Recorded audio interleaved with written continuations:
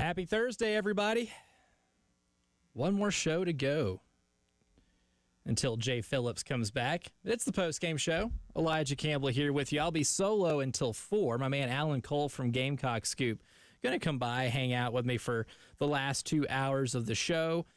A whole lot to talk about, especially after the article from John Whittle on thebigspur.com, which if you haven't read and if you're a subscriber, I highly recommend. I would even highly recommend doing what I did, and that's subscribing just to read that, because it goes behind the scenes with a lot of the dysfunction that happened with this baseball team this year, and it explains a lot, and that's what we're going to talk about for most of this show. You know, when preparing for this earlier today, I was really excited to get to discuss the madness that happened at Madison Square Garden last night. And I'm going to, at a certain point in the show, because that was one of the best basketball games I've ever seen in my life. And the storylines itself were incredible, and it's taken the sports world by storm. But I read what John wrote today about the dysfunction, maybe some animosity between players and coaches. And look, we've been in kind of in a post-mortem mode with this baseball season now that it's officially done. And when you read that, it feels like it's been officially done, or unofficially done behind the scenes with Gamecock Baseball for a while. And there's a lot of head-scratching stuff in there, too. And I'll play for you later on this hour some of what John said with Terry and Tyler, because he was on in the last hour, the halftime show, kind of explaining a lot of what he was finding and being asked about maybe some of the specifics that's in there. You know, and there's a lot. It's a lot to unpack. There's mismanagement of injuries, beratement of players.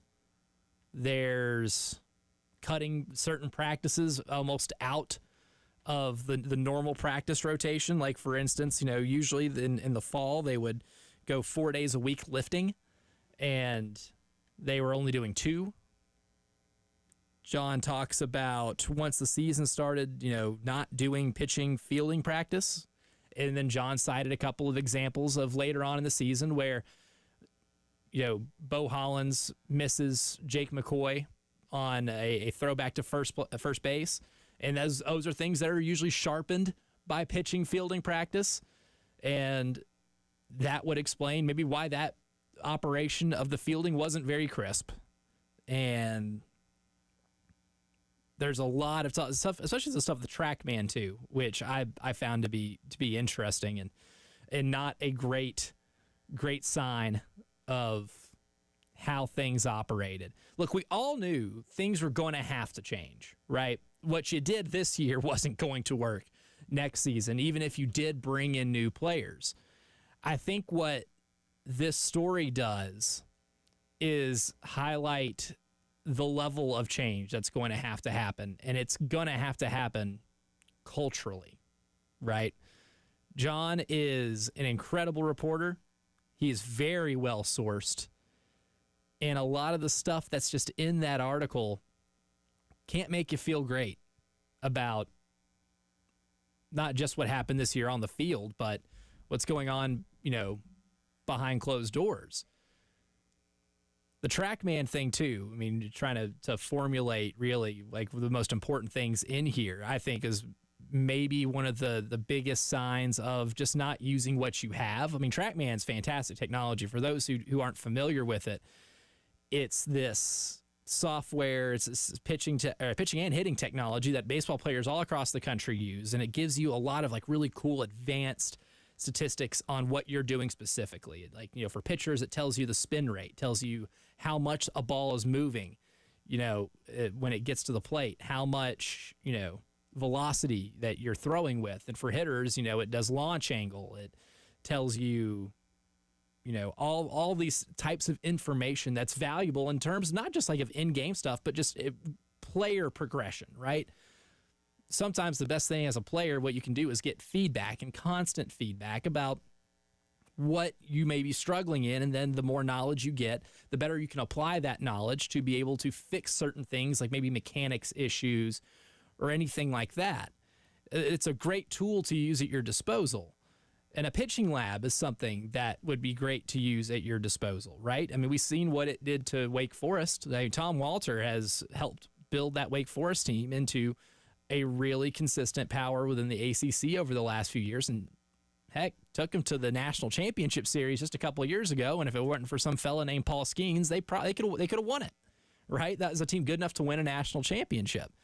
And he just got done having 2 pitchers get drafted in the first round in the top 10, both to the Cincinnati Reds, ironically.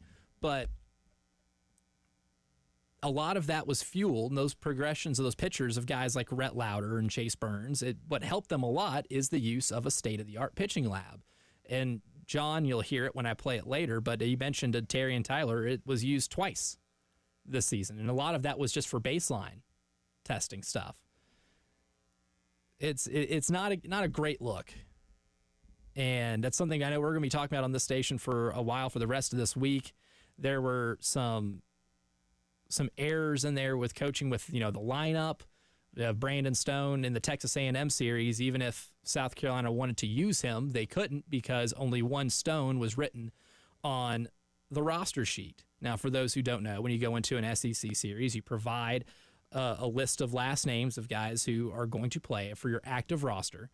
And you're only writing the last names. You're not writing numbers, just last names.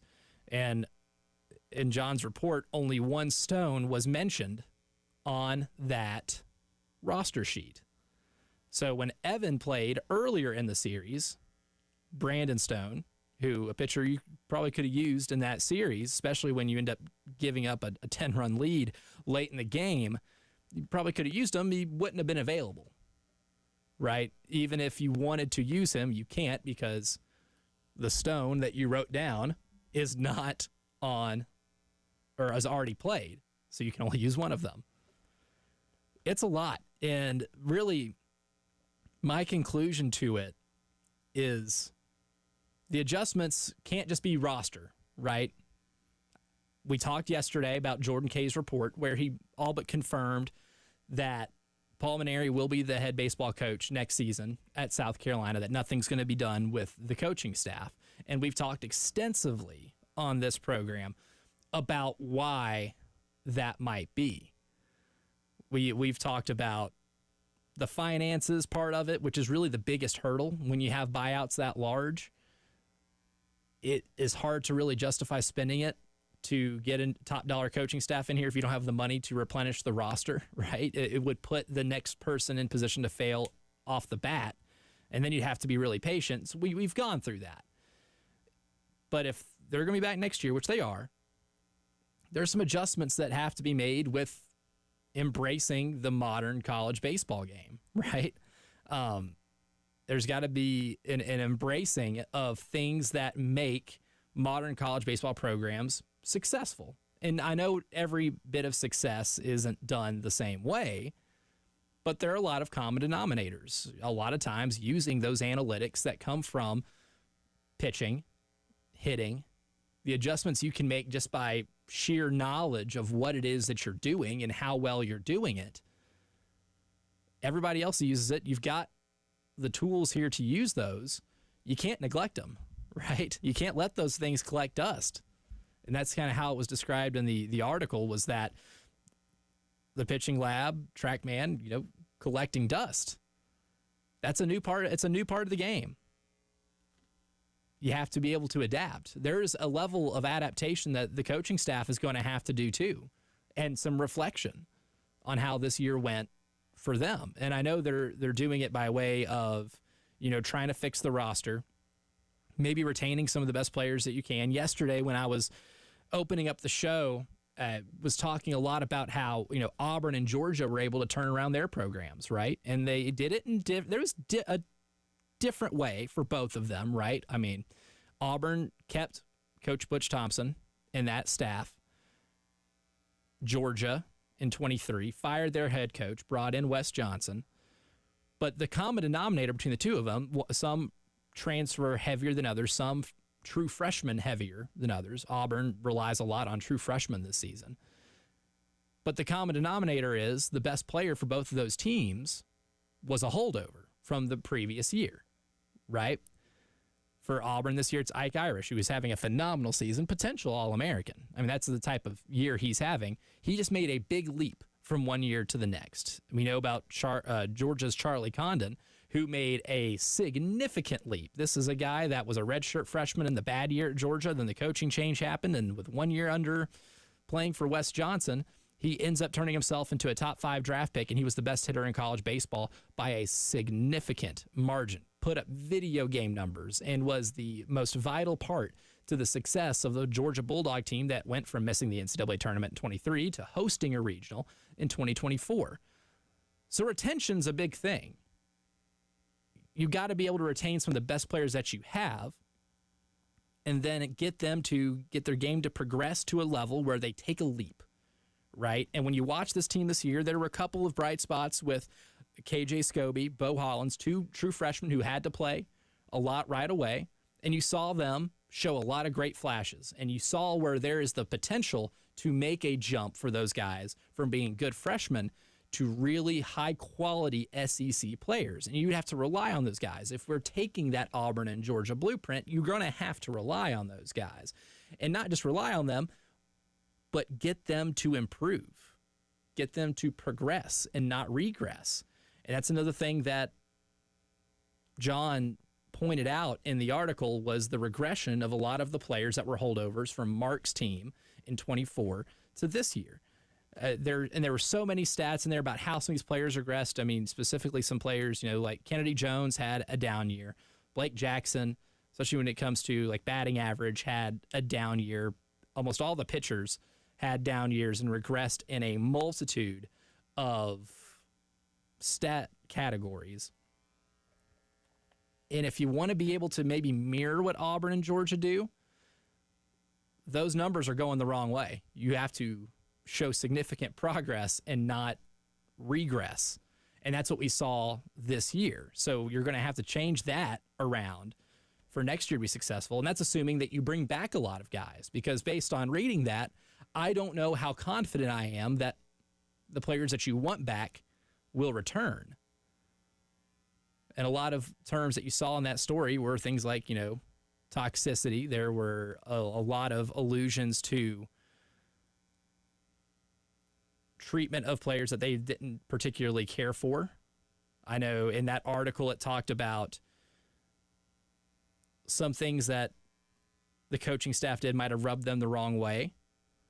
And friction happens in every locker room. Like no locker room at any level of collegiate athletics is going to be gung-ho and kumbaya all the time. Like when you're ultra competitive people and you all are striving for a goal, things can be tense. And sometimes that tense pressure does create good results. Sometimes it can get people to play at their best. But it clearly didn't for this team. And this is a team that played discouraged for the last couple weeks of the season. A team that loses to Florida at home 22-3 is a discouraged team. A team that gives up 24 runs to Auburn and where that deficit snowballed quicker than you could blink an eye is a team that's playing discouraged. And sometimes it's hard to get buy-in if you're constantly being discouraged. Being coached hard is one thing, but if you're completely discouraged, you're going to get the results that you did at the end of the season. We'll talk about this for the rest of the show, too. We'll talk about it with Alan as well, but the roster needs changing, yes. It needs improvement, yes. But the adults in the room are going to have to maybe change an approach, too, even if you have been successful.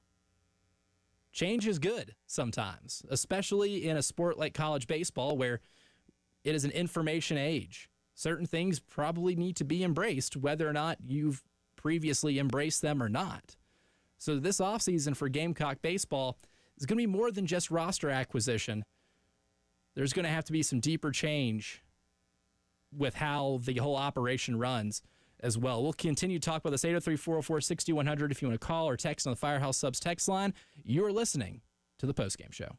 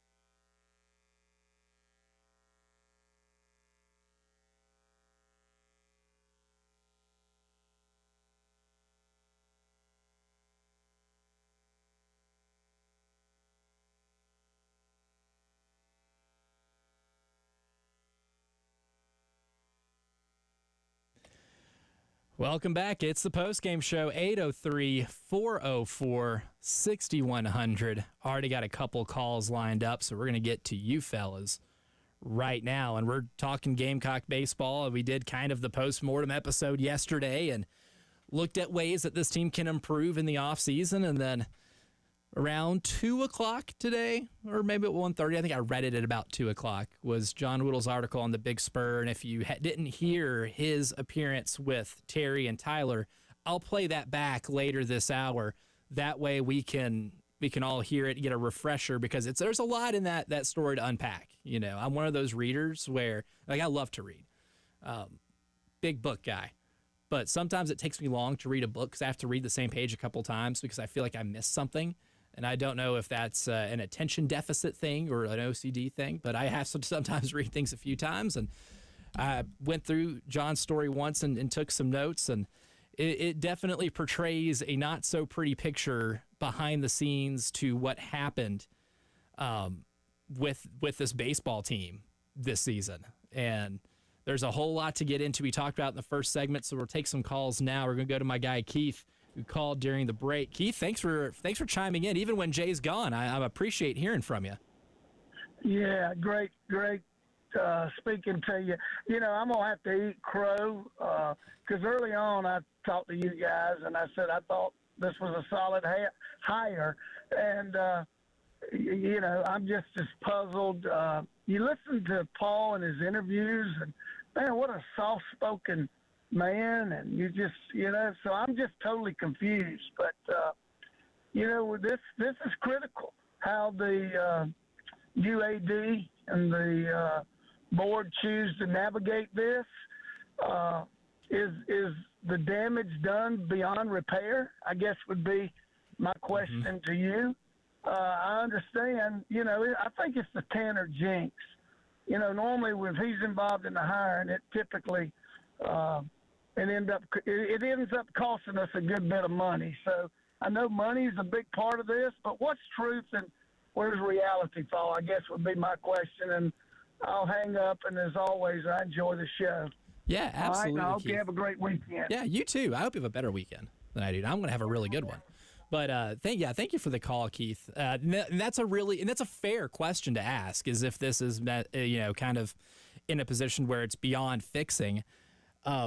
It's fair, because when you read the story, you think, wow, I mean, the retention for this program is going to be really small. And John does go on to say that we'll see how many people decide to hit the transfer portal, how many people decide to take their talents elsewhere. And in the story, too, it was all but implied in a meeting, I believe might have been after the Clemson game, or the last Clemson game, where he maybe made an allusion to players to start making other arrangements. So clearly there was a serious disconnect that's gone on. And Keith, it's kind of like what Jay and I have talked about this season when things started getting really bad. Like, can you afford to do it financially? Can you afford not to do it financially? And that was kind of where the rub was. And what you're really banking on now, because I think it can be turned around. I think anything can be turned around, unless you're like the Jacksonville Jaguars. But there are some certain unfixable things in sports, but it's going to take a lot more work outside of just the roster, right? We've talked a lot, whether it be guests that come on the show or whoever, about what needs to change in the offseason, and those talks have normally revolved around the roster. But what this story tells us, and what John's sources have told him, is that there's more than just the roster that's going to have to change and be adjusted. They're going to have to, for instance, I think the TrackMan is a perfect example, right? Like when Paul got into coaching, and throughout almost his entire career, that type of technology might not have been available to him. So I understand the thought process of, I've won without this. I don't necessarily need this type of information. I don't necessarily need this device, to coach, right? And a lot of old school coaches think that same way. But in today's baseball, too, when other teams have more information at their fingertips, sometimes that information can be the difference in a pitcher being able to, increase spin on his curveball and create movement there. That's one example. I mean, there are pitchers all the time that talk about being able to add pitches to their arsenal and learn it better whenever they're able to know what like the spin rate is, when they're able to know the velocity of their fastball or how much certain things move. It can help them adapt and be able to pick things up. It's just a tool that's supposed to be made to make coaching easier. And if you just don't use the stuff at your disposal, then why did the university spend the money to get those things in the first place, right? That needs to change.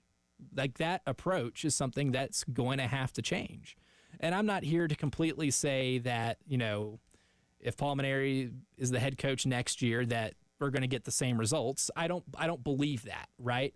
But there's a lot that needs to change outside of the roster, and a lot of that has to do with the approach to certain things as well. Because anytime you get an article like this, it doesn't come out of nowhere, right? I mean, John is very well sourced. If John tells you something about Carolina baseball and he puts it out there, it's truth.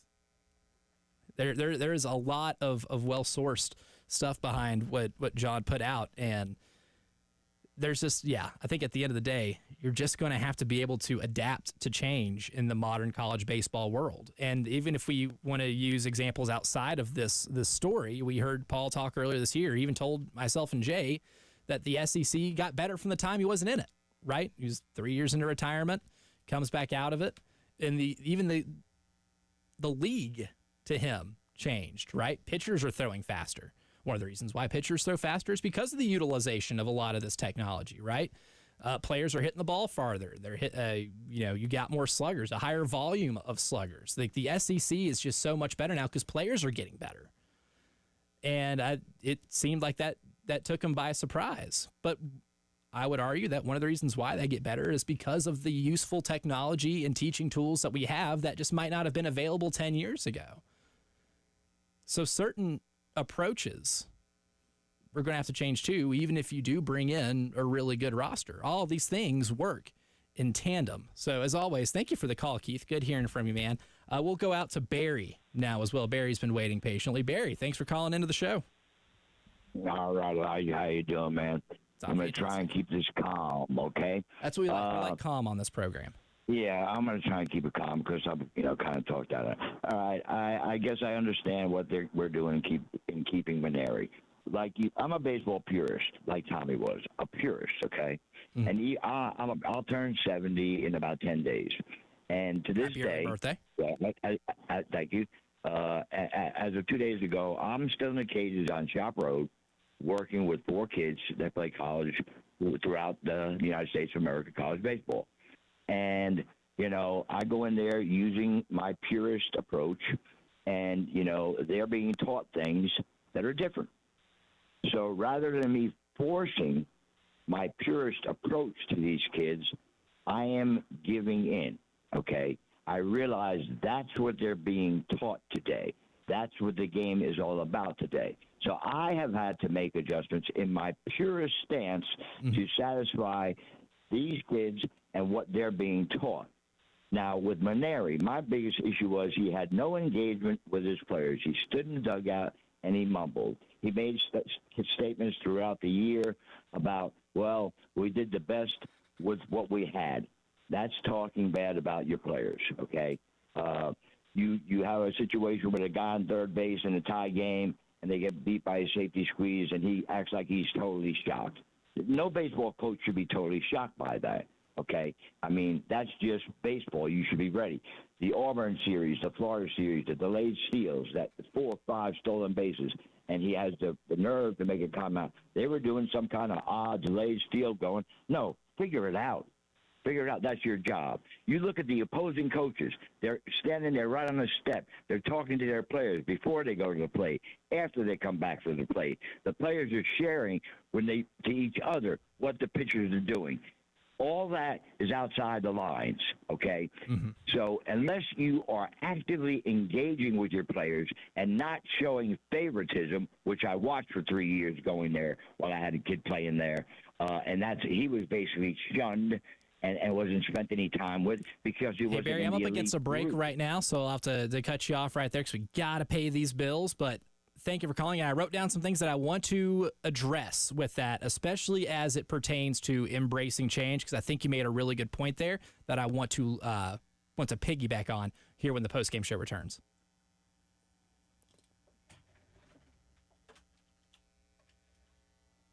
Hey, Barry, you're on a roll. I appreciate that, man, a ton. But, yeah, I looked up and I saw I had like 10 seconds to go to break, so I had to.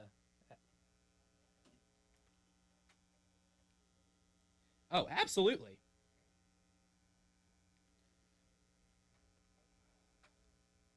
Uh,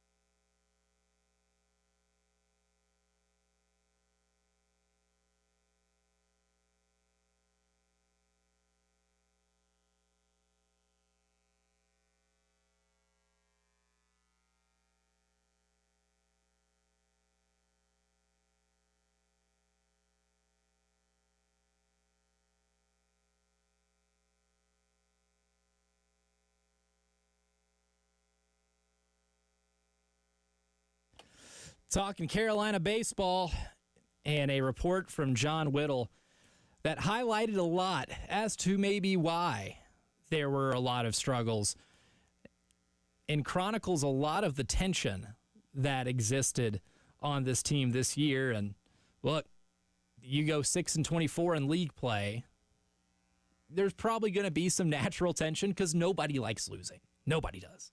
I don't like losing at anything. Ultra competitive. And yeah, I can make myself probably sound a lot meaner when things are going wrong and I'm trying to get something turned around. But this highlights a lot of examples of some of that friction and dysfunction that occurred this season. And shout out to Terry and Tyler on the halftime show for getting John on almost immediately to talk about it. And I wanted you guys to hear some of that as well. So I went ahead and was sent, shout out Ed Bird, the man, the myth, the legend, for sending me the audio file. And I'll play you this segment here, starting with John's answer about practicing. Terry asked him, started off the interview talking about like the practice thing. And in the article, it's highlighted that, during the fall when there's a lot of strength training going on, and they would typically do 4 days of strength training during the week. That was cut to 2. There were some issues with stopping the practicing of pitcher fielding, and that ended up showing signs of being an issue, especially later on in the season. So he was asked about that, and here's John's answer and some others from Terry and Tyler on the halftime show. Yeah, it's interesting. Coaches have different practice habits and things that they value and so forth, but there are a lot of things that are pretty standard when it comes to coaching across college baseball. And there's several things that South Carolina that haven't been done since before the start of the season. There hasn't been any PFP work, for example. Like that's PFP is pitcher fielding practice. I mean, that can range from anything from working on your pickoff moves and timing to fielding bunts, and those things just haven't happened since the start of the season. And I've talked to several college coaches outside of the program, and that's a weekly thing. And that it only makes sense. I mean, it's a part of practice. It's just something that goes on everywhere. And you look at things like Bo Hollins at the end of the year threw a ball 3 feet behind Jake McCoy when he was trying to cover first base. And maybe if you're doing that once a week with your fielders and your pitchers, I mean, those things don't happen. It's just there's a lot there that's kind of standard that has not been happening this season. John, again, thanks for coming on short notice, and great article, very long read for anybody that can hop over to thebigspur.com and check it out. One thing that a lot of people are drawing the most attention to is the lack of use of TrackMan. And again, a lot of detail in the story about it. So in your best summary, what exactly went down with Paul Maneri and the pitching technology that everybody around the country is using these days? Yeah, and this is standard now and has been for close to 10 years. Maybe not quite long, but it's been very prevalent for 10 years and standard.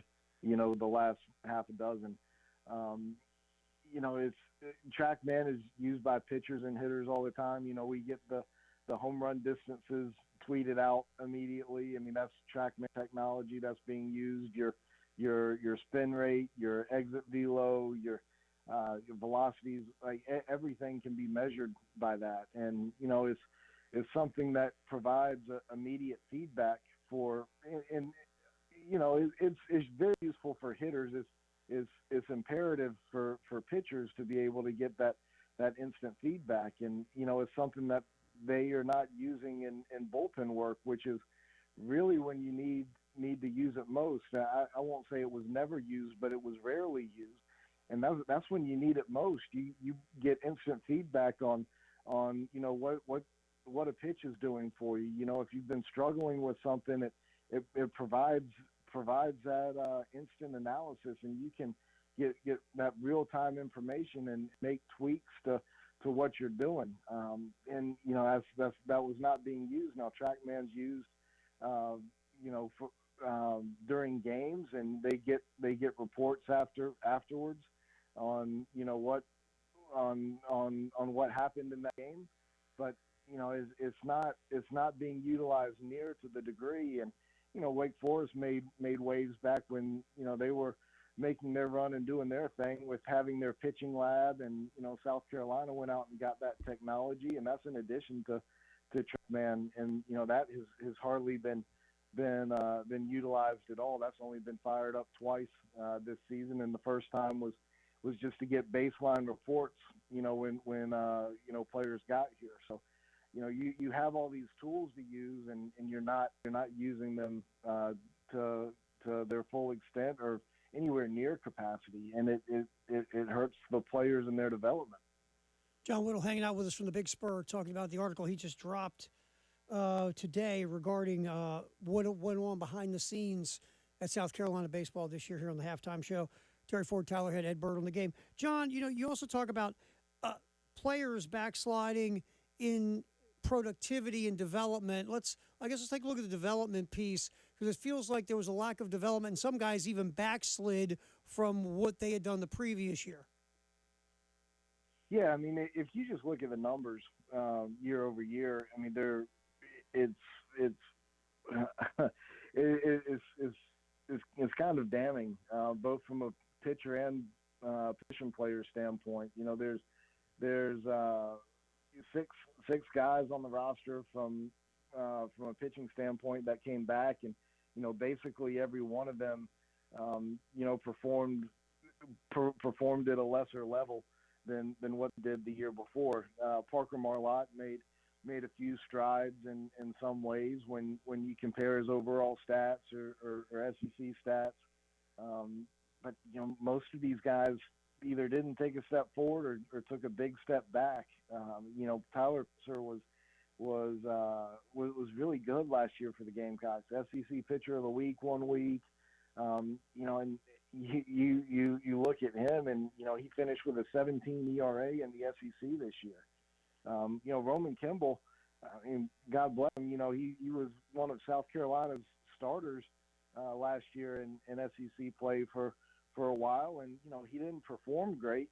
He had a 6.75 earned run average last year, but that would have been third best on the team this year if you take that ERA from SEC play last season and moved it over to this season, and he couldn't even get into a game.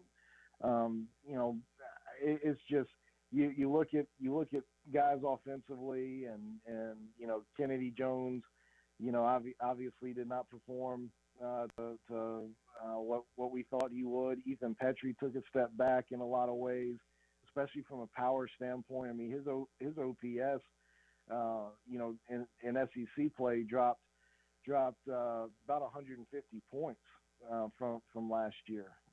Blake Jackson, he did a couple of things a little bit better. His on base percentage was a little bit higher in SEC play, but his OPS dropped a good bit. His slugging percentage fell off the map. I mean, there's just guys, when you look year over year, I mean, guys that you have a sample size of going against SEC competition in this program, and you look at performance year over year, and not only did they not get better, they got worse.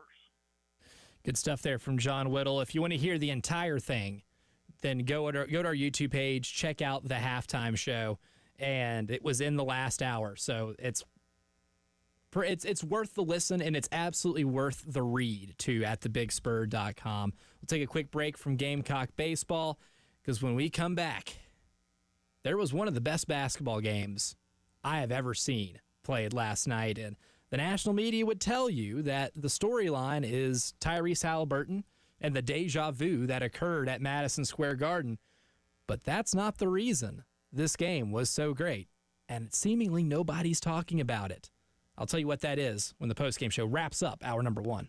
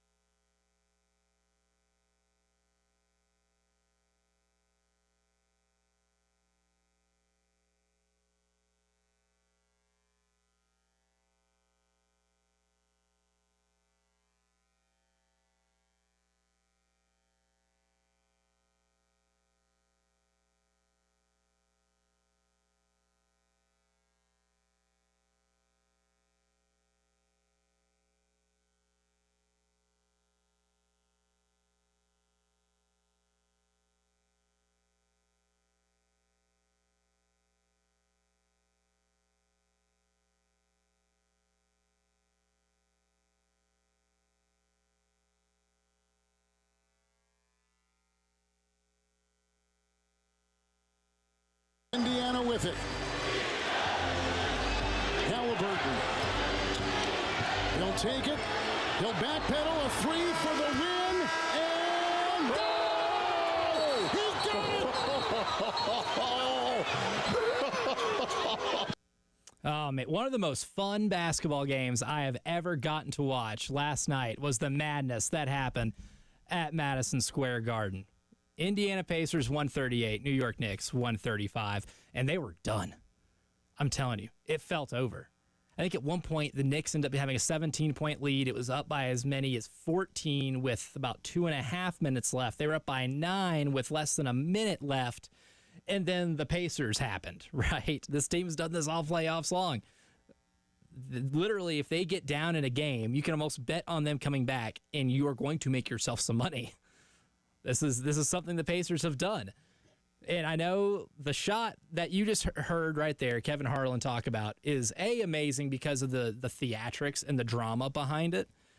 The ball hitting the back heel of the rim, bouncing straight up towards almost out of frame, and then dropping straight back into the bucket as time expired. And then Tyrese Halliburton giving the choke signal over in Reggie Miller's direction. For those who don't know, Reggie Miller did that whenever he downed the Knicks at Madison Square Garden in front of Spike Lee in what is a pretty iconic play in NBA playoff history. And Tyrese Halliburton doing that in that situation at the Eastern Conference Finals between the same two franchises while Reggie Miller is courtside doing the game is one of the things that makes sports in general the greatest reality television show. And that's the play. If you didn't watch the game last night and you're just watching highlights on SportsCenter or anything like that, you probably saw that play 1,000 times. You probably saw it 1,000 times just scrolling on Twitter or Instagram or wherever you hang out for social media. But that's not why the Pacers won this game. And it's not talked about why the Pacers won this game. Yes, Halliburton was fantastic. 31 points, 11 assists.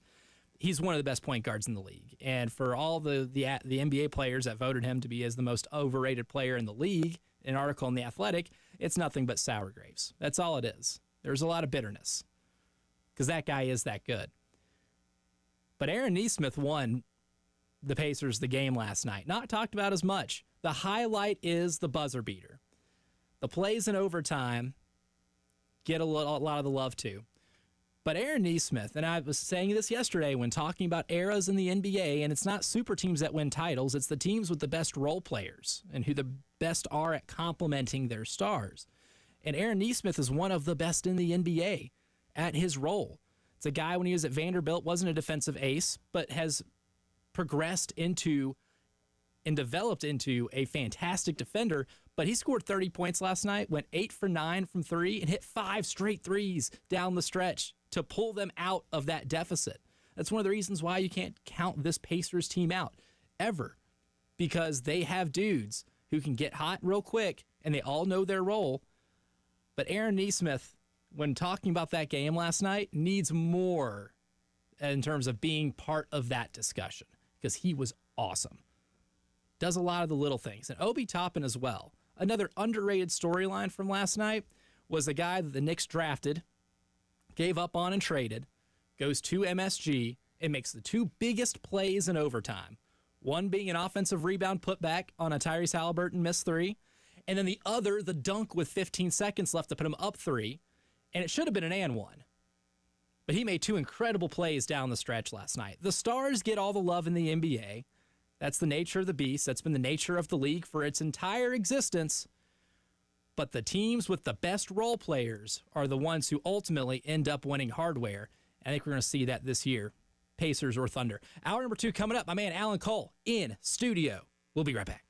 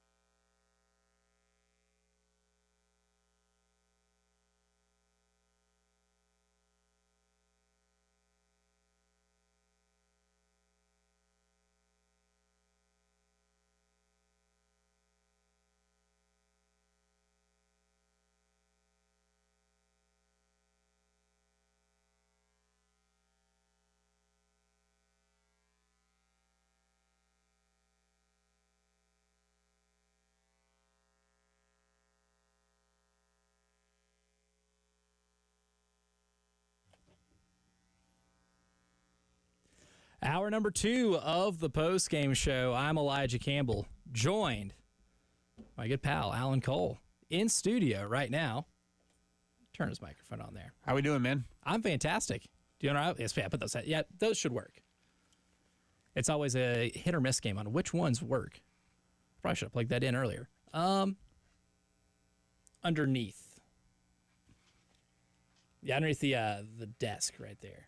Underneath it. Work on that. We're getting Alan situated right now.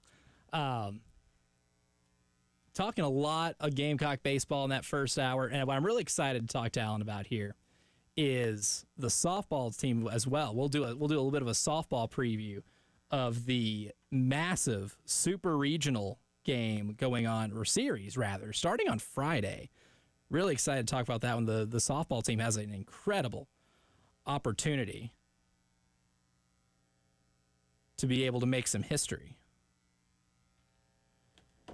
But it's going to be tough because UCLA, and Alan had a really good tweet about this earlier, UCLA is up at the top in almost every statistical category.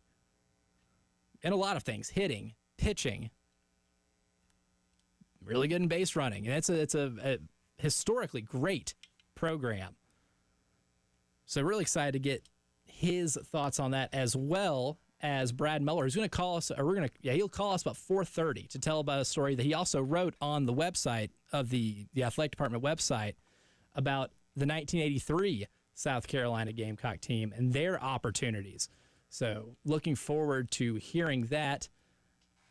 And before we get started in the discussion as well, it's the coolest part about this story is the success that Ashley Chastain Woodard is having in her first year, robbed of SEC Coach of the Year, in my opinion, for the turnaround she's been able to do just in year one. But it means more for her as a former player in this program. So she was on SEC this morning and talked about the meaning of having this type of success as someone who played for the program. It means a lot, and I think when you have somebody that's leading the program, that played in the program, there's just an extra layer of passion for certain things. And, for me, I really want to connect the current team and the current program to the past and the alumni base. And, we've felt so much love and support over the past year from so many people that have been in this program. I mean, from the 80s and 90s, this program is very historic. If you go back and look, it's been around a long time. So I think for me, just trying to find players that are going to care as much about wearing the logo as I did, that's really important to me. And, I really admire that about this team and just kind of some of the historic things that they're doing and changing the program right now. I think that they're going to look back and just have so much passion and stay connected with the program. And so, as an alum, that means a lot. And so I would hope that when we recruit people, whether it's, high schoolers or transfers from other places and their families, really, because it's a holistic decision. It's a family decision to come be a part of what we're doing. I would hope that they would feel that passion for me and really want to attach themselves to that. And my staff has deep Carolina roots, and they're just as passionate about this place as we are, or as I am. So, it matters to me. I just want people that are going to care about the program as much as I do, and really cherish and take care of the logo. That's a good way to establish a culture right there. We're all situated with my man, Alan. Alan, thanks for coming in, first off. And second off, taking a break from talking baseball to talk about a team that has a chance to go to the Women's College World Series is pretty exciting. That's a big matchup this weekend. It's pretty exciting, and it's pretty refreshing. Thanks for having me, Elijah. It's hard to get a bigger matchup than UCLA in town, regardless of what you look at the seeding or the matchup or whatever. It's UCLA softball. There's 12 national titles there. It's an institution of the sport. And for South Carolina to even be on a field with UCLA with what's at stake this weekend after what the last decade of the program's been, decade plus, is, I don't want to say a win in its own right, because I don't think anyone here is into moral victories. You're playing to win 2 out of 3 this weekend. But you do kind of look around and go, oh, this is South Carolina's on the field here. Yeah, and there's a really, what I've noticed is that there's a really good culture established. And you heard just in that clip right there of Coach Chastain Woodard talking about getting players in here that respect the logo, that want to be here. And really, and it's something that seems small, but like this team has really bought in. They've really banded together because, look, anytime you see a win like they had in the regionals to be able to get to this spot, and they're calling themselves, the 2-out bandits, they're having a ton of fun with it. Players are stepping up. They're all in for each other. I think that whole cultural aspect, which might be some of the hardest things to establish early in a coach's tenure, has really kind of fast-tracked, I think, the progress of this program, even outside of just what you can add in a transfer portal. Oh, yeah. I mean, you heard it in that clip right there. And, you go back to day one last June when Ashley got hired. I think we all kind of thought that was going to be the hire because she loves South Carolina so much, because she played here. Obviously, the success at Charlotte makes it easy to, want to move a mid-major coach up. But, I mean, she was crying just talking about, like, having a Gamecock logo on her chest and getting to coach at the University of South Carolina. And I think you start with that. You get players in who clearly, want to play for her. A lot of transfers from Charlotte, some from other places too, but taking a lot of what was successful at Charlotte here, buying into the identity, the belief in the place, not just the belief in the team. And you talk about, again, however this weekend goes, wherever Oklahoma City goes, if they win this weekend, going into a transfer portal cycle, going into a recruiting cycle with what you can sell.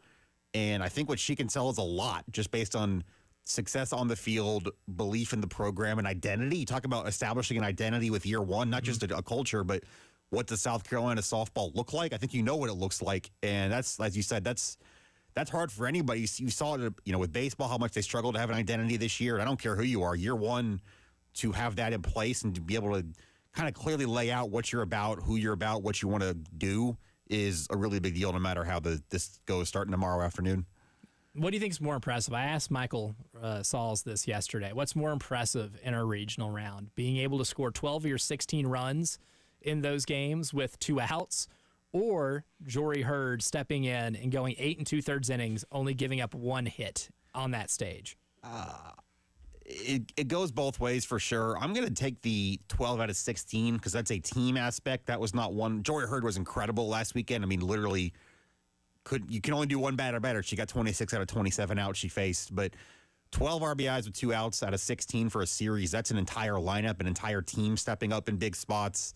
That's just not one player. That's culture. That's identity. To me, that's the more impressive part, but I also couldn't get 26 out of 27 outs. So. I know I could not. No, absolutely not.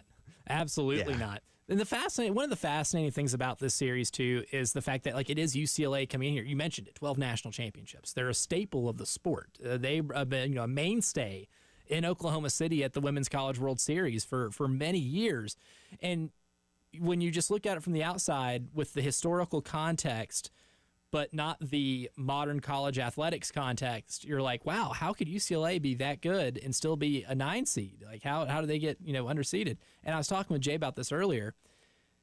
How much of that is the leadership at the school at UCLA putting them into the Big Ten and sacrificing prominence in other sports? Because I guarantee you, one of the only reasons why they are kind of where they're at is because the Big Ten isn't known for its softball. I think that's a lot of it. I think you can, you look at 7 of the 8 national seeds were out of the SEC, and the SEC is loaded. When you're in Big Ten softball, there's some good programs there. You've got Oregon, another school that did the same thing. Michigan made the tournament this year. Nebraska's a really good softball program always. They're in supers. But in general, you're playing a lot of series against Wisconsin, against Iowa, Michigan State. That's just not going to – Rutgers. You're going cross country to Piscataway to play a softball series, which – isn't helping your team, your school, your brand, whatever. It's also not helping your RPI, just for the very simple, what does a selection committee look at? So, yeah, I think just playing in the Big Ten does do a lot of that, and that does work well for South Carolina. You get the higher seed, you get to host this thing. But also, UCLA is not a Big Ten softball team. They're a softball team that plays in the Big Ten, if that makes sense. They just happen to have to play in the Big Ten. Their record's 52-10, which I think kind of speaks for itself. This is going to be a very, very tough out for South Carolina. Even if it is playing well, which I expected to, do that this weekend. What's the thing? I mean, UCLA, you laid it out perfectly in a tweet over the weekend about where they rank in a lot of statistical categories. And it seems to be maybe one of the better well-rounded teams that's in this field. But when you look at this, UCLA team, what do you think makes them maybe the most dangerous out of all the things that they do really well? I think it's the ability to just, we talk about South Carolina kind of having 2 pitchers. It really goes off with Sam Grass and Joey Hurd. UCLA has got three pitchers. I mean, Ashley was talking about that today in her press conference. not just three pitchers who have pitched, it's three pitchers who have pitched a lot. They mix and match. All three have started a lot of games. It almost reads like a baseball rotation in some ways, which you just don't see in softball. So it's the number of different arms and different things you're going to see for South Carolina's offense this weekend and the depth of that pitching staff that I think makes UCLA such a big, especially in what is a pitcher's park here at South Carolina, where it is tough to just get the ball out in general. Yeah, certainly. And that could be an advantage for Carolina as well. But that's going to be on Friday, May 23rd, televised on ESPN2, 1 p.m. So if you can sneak the iPad into work or, get a second screen up and be able to keep up with it however or you just can. don't go to work. Or just don't go to work. Even better. Yes, we are big advocates of playing hooky here. I have absolutely gotten myself in trouble with my own mother by telling stories of playing hooky. But game 2, you're not going to have to worry about that because it's 1 p.m. on a Saturday. And then if we end up having to get to a game 3, that's going to be on Sunday at my favorite time, TBD. Whatever the people in Bristol, Connecticut counting beans say is when they're going to play. Yeah, Mickey Mouse is going to be the determining factor of when they play on Sunday, if that game was to be necessary. Before we hit the break, too, and get into maybe a little bit about the Gamecock baseball story that broke today with John Whittle, we talked a little bit off air because I had talked about in the last segment of the first hour. What a basketball game at MSG. Unbelievable. Last night, man. Can you believe that they did it again? This Pacers team's 3 different times has been down, almost double digits in the final minute of a game and has turned it around and ended up winning it. I saw the stat, I can't remember who posted it now, that 4 times the play-by-play era, since the NBA kept track of play-by-play, a team's been down by 7 in the last minute of a playoff game and won 4 times out of however many thousand, and the Pacers have 3 of those 4 in the last 2 weeks. It's nuts. It's impossible to think that the Pacers keep...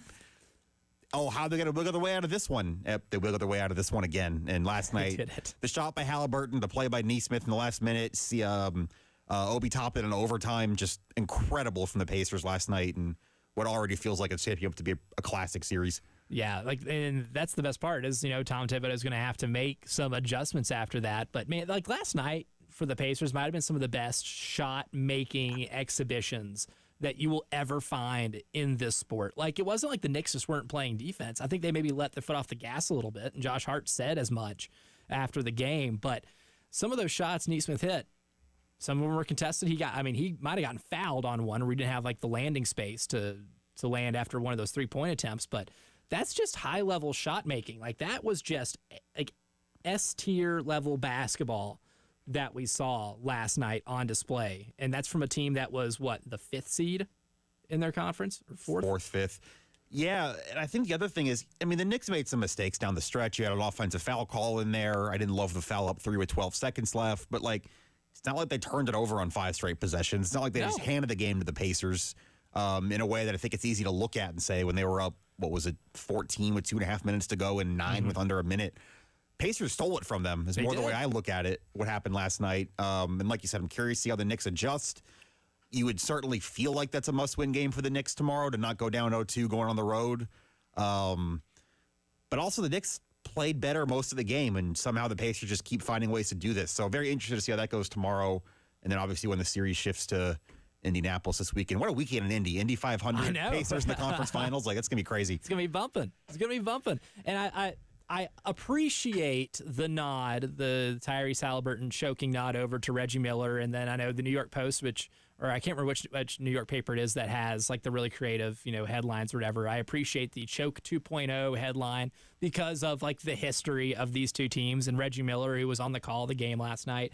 But I don't think that one, I'm with you. I don't think that was a choke as much as it was a strangulation. The Pacers were the ones who forced the suffocation of the Knicks last night, and a lot of that just came from great shot. And also, Halliburton definitely thought he won the game in that moment, which I did too. 1,000%. I did too until I saw the replay.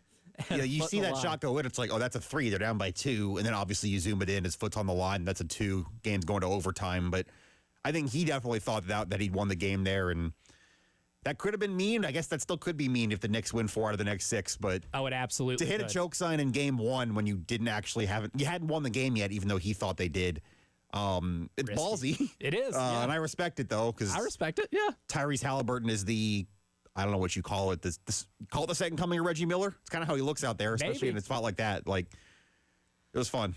Maybe. We'll go take a quick break right here. We come back, we'll get Alan's thoughts on some of the reporting that's been done on the Carolina baseball team, what went wrong, and what can happen next to improve the state of this program. You're listening to the Postgame Show.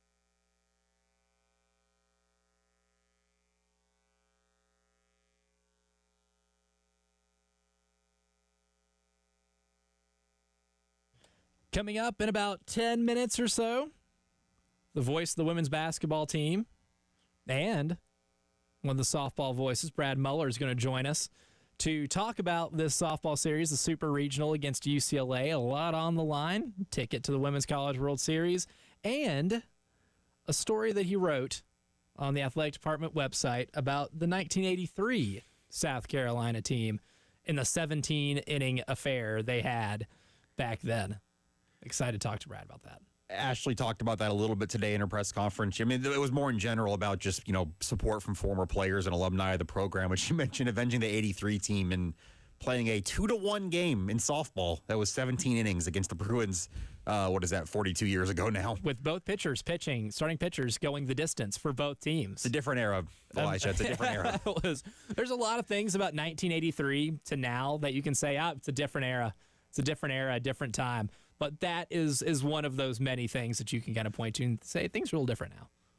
I love the idea of just, you finish the 16th inning, coach looks at you. You good for one more? It's like the Vince Carter meme. Like, I got one more in me. I got one more in me. Yeah. After I feel like my arms will fall off my shoulder. Your arm is made of Jell-O now, but you are pitching the 17th. But I got one more in me. Yeah.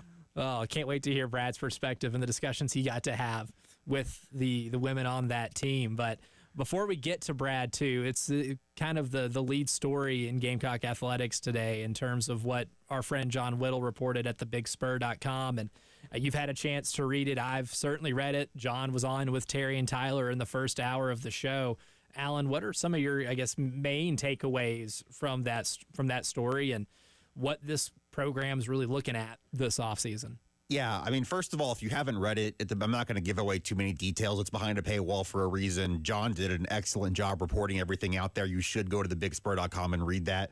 So I'll start there. But as for, kind of what I thought about it, I think it just further underscores the idea that while this team wasn't the most talented, nobody went into the year thinking this roster was going to Omaha. You had injuries, all the other things that can happen to a baseball team over the course of a season. The behind-the-scenes, backroom stuff going on with this staff, with Paul Maneri, with kind of the way this season was structured beyond just what meets the eye or what might be in terms of the talent is so far removed from what forget about a contending team or, I'm watching Tennessee and Texas right now and Hoover on the TV in here. Forget about one of those. I'm talking about a middle-of-the-pack SEC team, a team that could make the NCAA tournament. You are so far off the pace of that right now in every possible way that I think it's fair to at least wonder if Paul or this collection of assistant coaches is even capable of getting it back when the gap's this big now, just in terms of how you're running this program. And yesterday, I kind of went over on the show, Alan. I ran through what Georgia did to help turn their program around, what Auburn did just this past year in the offseason to see exactly what the best contributors on their team right now, where they were the year before, to see how much of it was transfer laden, how much of it was maybe just true freshmen stepping up, which is the case for Auburn. Yeah, they play a lot of true freshmen, a lot of run. But the main thing I noticed was you look at the best hitters for both of those teams, guys who made jumps. And obviously Charlie Condon's jump was astronomical because it got him to being a top 5 pick and was the best player in college baseball last year. But he was a holdover from the previous coaching staff at Georgia. Ike Irish this year is putting up a season that could potentially make him an All-American, right? When those lists are finally unveiled. He was all SEC. He became their best hitter and is putting up some incredible numbers. Is going to do well for himself. I assume he'll probably be drafted in the first couple rounds of the MLB draft. But he is the main impact hitter in that lineup, a holdover from last year's team. And you saw, especially with the 24 Georgia team, most of those guys, in the lineup, were guys that were there the year before. Now, they beefed up, the pitching staff with transfer portal guys. They were able to improve a lot that way. Auburn's got a couple of transfer guys that help in the middle of the lineup and in the pitching staff, too, that they used to supplement it. But it wasn't all relating to the transfers. So my point yesterday was, if you can retain a lot of your best talent from this year's team, because I think we all understand we like what guys like KJ Scobie, Bo Hollins, Gavin Braylon can bring, because they showed you a lot of flashes as freshmen, that if you're able to really commit to retaining them and developing them over the course of the offseason, there's your cornerstone, and then supplement a lot of other pieces through the transfer portal. And maybe if you have a couple of impact freshmen that can give you the Auburn effect this year, that would be grand and wonderful. But after reading the story today, it just makes you wonder how many of the players are going to be coming back if there was that much friction behind closed doors. I mean, not only that, and you're definitely correct. It's okay, even if you do get him back, Scobie, Hollins, Braylon, pitching wise, Jake McCoy, Parker Marr, a lot of guys were still eligible. Are you confident these guys are going to come back better next year? I mean, after reading what you read today and kind of just what you watched this spring, like you look at and John did have, I will say, he did have a point in that story, just kind of looking at numbers of guys who were here last year who came back this year, just kind of comparing stats. Those guys got worse. Pretty much all of them. Even a guy like Ethan Petrie, who wasn't bad this year by any means, even before he got hurt, he wasn't as good as he was last year. So that makes you question coaching, development, process, kind of the way they're going about things. And, it'd be awesome to have KJ Scobie and Bo Hollins back. I don't think any of us are doubting that you're a better baseball team with them. But the type of jump you're talking about, I'm not a Charlie Condon thing. That's a 1 in a million that Georgia got last year. That one was an astronomical, jump. But just the incremental progression of freshman gets better as a sophomore, then gets better as a junior, and by the time they're ready to leave here, they're a really good All-American player. The Ike Irish, you say, for Auburn? I don't think that's going to happen. I don't know if you can at least say with confidence that your players are just going to automatically get better because they're here and they're older. So that's kind of where I took it, too, is just your problems are, and this is kind of the backbone of, and to be clear, nowhere near as detailed or scathing as what John wrote today. What I wrote Tuesday in Hoover is just the idea that the only problem right now is the players is just wrong. It just is. And I don't think you can look at all this and say, run it back the exact same way with process, assistant coaches, adults in the room, scouting, development, and just change out a few players and you're going to be great next year. I just don't think that's feasible. You're living in a realistic world if you think that's the case. Yeah, the process has to change too. I think that's the most important thing here, and that's one thing I touched on in the first hour a little bit when kind of giving my thoughts on the reporting is that there's some process stuff that needs to be changed. There's some embracing of things like John talked about it when he's on with Terry and Tyler, the TrackMan thing. That blew my mind. I mean, I'd heard some of that before, but that really did, to see it laid out in that way, that you are paying for a system that you use to develop your pitchers and choosing not to use it is one of the more astounding things I've ever heard from not just college baseball, any sports program. Yeah, I mean, it's helpful information, and you're paying for it. Use it. You're paying, and that's the big thing too. I hate when I pay for something and I don't choose not to. You are buying a pizza tonight, and you are going to throw it in the garbage can before you get to eat it after you've already spent the money on it. Oh, I would shed tears if I was carrying that pizza into my house and I dropped it. Right. I would be an emotional wreck. It'd be the worst thing that could happen to me. And that's not saying you threw it away, which by what John said on your show earlier today and reported, they are choosing not to use the TrackMan that they pay for. Yeah. And that's the thing. That I feel like just needs to be embraced. It's a process thing that can just help you. It helps you do your job better. And I think that's one of the things too that, look, the roster, yes, needs an overhaul. You need a lot of change. But the adults in the room that are returning need to change the process as well. And my hope is that they are able to figure that out and they're able to make those changes. And really, that's step one, is looking at your process this year and realizing the process didn't work because the results didn't work as well. And being able to adapt is what makes great coaches. Well, and that's kind of my thing is, and I understand that press conference words do not equal future actions. Paul kind of said what I think all of us would expect him to say, in the aftermath there Tuesday after they lost to Florida. But if there is not self-reflection, even if you do really believe that your assistant coaches are good coaches, this year just went away, injuries hurt, X, Y, and Z, you went 6-24 in a 30-game league schedule. You got outscored by 157 runs. If you change nothing, if you run back nothing except just adding some players in the transfer portal, the idea that you're that close, right? Like the idea that you're just this close, you just got to get a couple more players is just, I don't know how to say it other than it's just wrong. Like you were so far below. I mean, you were 6 whole games out of 14th place in a 16-team league. 5 whole games. I can do math. It was 6 to 11. But you're 5 games out of one spot of.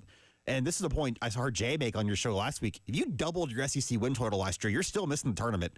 You double it next year, you're still not going. So the type of improvement you need is astronomical and certainly not realistic if all you're changing out is some players. Brad Muller joins us next. Talk a little softball super regional right after this.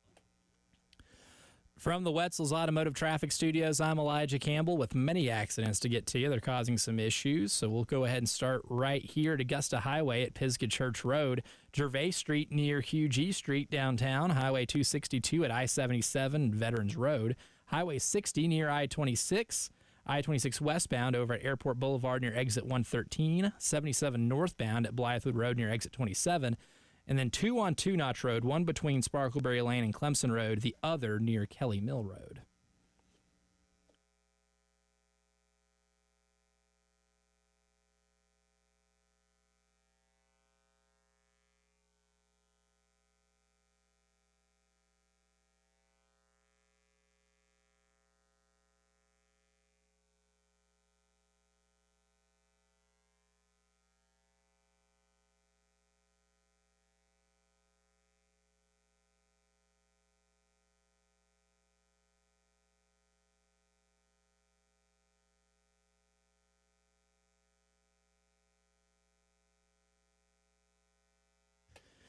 And what we're talking about, couple things. Softball, the Super Regionals this weekend, starting Friday at 1 o'clock. You can watch that on ESPN2 against UCLA. And we're also talking about avenging a loss from a long time ago, 1983, when UCLA and South Carolina met on the diamond with a lot on the line. And here to talk with us right now about both of those things, my man Brad Muller. Brad, thanks for joining the show. Hey, how you doing? Yeah, thanks. Appreciate you having me. Yeah, absolutely. I think we're going to go ahead and start off. You wrote a fantastic article in Gamecocks Online about this matchup in 1983 when South Carolina and UCLA met. Very topical, considering they have a chance to avenge that and be able to get to Oklahoma City and be able to do something really special in Coach Ashley Chastain Woodard's first year. But there's a lot of angles that you can go, writing about a 17-inning game in which both pitchers pitched complete games, and what ended up being a 2-1 barn burner, if you will. But, Brad, what was maybe the most fun part about getting to get the story of that game through the players who got to live it? Well, just speaking with the players and the former coach Lou Peel, who was, by the way, a 25-year-old head coach back in the day there, and just hearing how that game still sticks with them 42 years later, because one, yes, it was such a great game, 2-1 in 17 innings. The Gamecocks had a runner thrown out at the plate that would have been the winning run in the 16th inning, and then you lose the game on a squeeze play that there was some controversy after that. When they appealed, they thought the runner left early, and the umpire would not allow the appeal. So it was, the fact that is, stuck with those players for so long was just really neat. They had texted Coach and, kind of put that on her radar, and it was just a lot of fun to hear them talk about, the passion that they still have, after 42 years. So it was just a fun story. Obviously, it didn't go the Gamecocks' way, but it's just fun that they're still so passionate about it. And, this has been a special team this year for the Gamecocks in 2025, and, hopefully they have another special weekend in them. Brad, we heard Ashley talking today about, hearing from the 83 team, the players today, Ariana Rhodey talking about getting a text. What have you seen and what have you learned about the connection between this team and this program right now, and not just 83, but some of the past Gamecock teams in general and how they've bought into what Ashley's doing in year one right now? Well, I think, some of those players from that 83 team in particular, they see a lot of similarities. That 83 team didn't have a lot of seniors, so they had some younger players that kind of stepped up, and maybe they overachieved a little bit. They kind of had the chip on the shoulder because there wasn't much expected of them. Back in the early 80s, that was just the second year that softball was an NCAA sport. It wasn't really big in the South. It was always big out west, so a team coming from the East Coast wasn't expected to do anything. And that's similar to this year's South Carolina team that was picked to finish dead last, in the SEC. And here they are hosting a super regional after a tremendous year. So I think there's some similarities in terms of, they kind of had that underdog role, and they overcame it, and they embraced it. And so I think that's just a neat aspect of both those teams. That 83 team did win 2 games in the World Series before they were eventually eliminated. And again, this 2025 team, nobody outside of probably the coaching staff and the players themselves expected anything like this, and so I think there's that tie that kind of binds them together a little bit.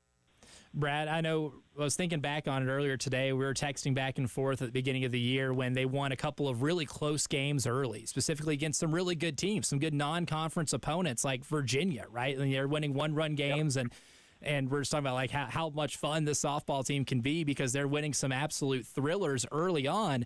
How much do you think that helped for a first-year head coach to go in and get battle-tested early, and not just get battle-tested early by scheduling tough competition, but by scheduling tough competition and beating them? What do you think that did within the walls of that team?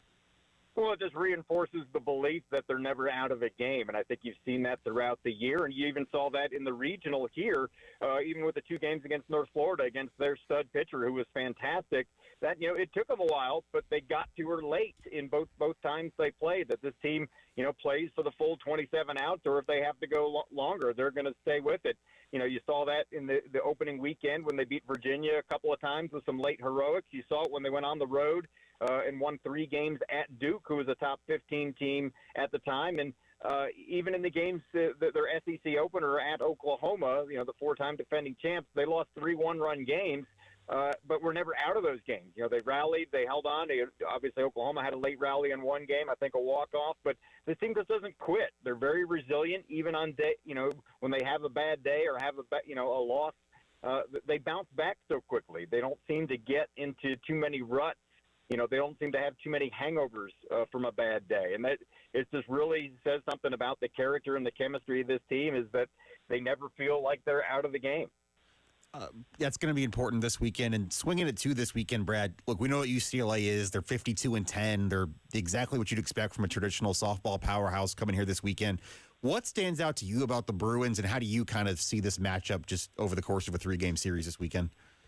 Well, yeah, the numbers are fantastic, and I know this is their first year in the Big Ten, and I really don't know how good Big Ten softball is top to bottom. Obviously, it's good at the top, but they're used to playing in the Pac-12, which was always good, at softball. So I don't doubt that 52 wins are legit for this team. And this is a team that's batting over 350. They got 2 players with more than 20 home runs, which is outrageous. And then you've got a pitching staff with a ridiculous, strikeout to walk ratio. You've seen the numbers. The one pitcher, I think, has 154 strikeouts and only like 30 walks. Another one's got close to 150 strikeouts and only 17 walks, and more than 1 strikeout per inning. So for South Carolina, on both sides of the ball, obviously South Carolina's pitching isn't a big strikeout staff.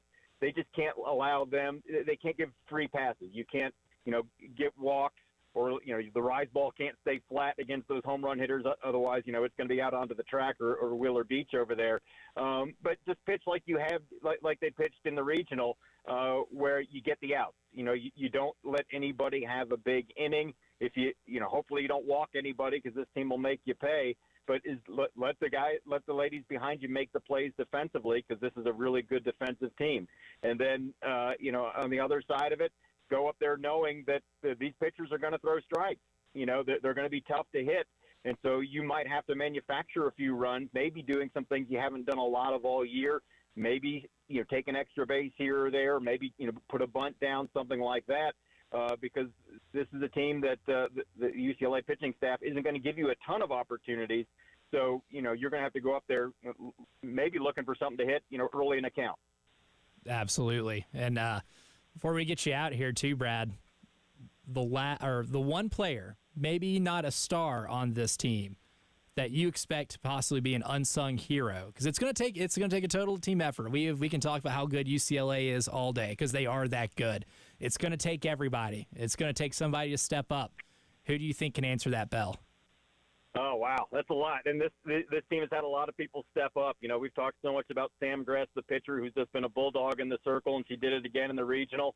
I think she's going to have to do it again. I think you're going to have to get some good at-bats out of Lexi Winters, who's a tremendous catcher as well, and keep them honest in the base paths. But for me, what I really want to see, someone who's been good all year but maybe had a little bit of a slump towards the end of the year, based on her high standard, was their leadoff hitter, Quincy Lelio, who had been fantastic all season long. She's a tremendous leadoff hitter. Maybe wasn't quite as effective swinging the bat, in the last 10 games or so. But we know what she's capable of, and as that table setter, you want to see her have a good series and, help set the table, get on base, and allow those doubles and home run hitters to get her around. At SCBrad92 on Twitter to see him there. Brad, thanks for joining us as always, man. It's always a pleasure to get to have you on and chat with you. Looking forward to talking to you after the series and getting a little breakdown and either previewing the trip to OKC or reflecting on what was an incredible first year for Coach Ashley Chastain-Woodard. Yeah, either way, it's been a lot of fun, and it's great to see that, she's raised the bar. There's going to be expectations next year, which is a great thing to have.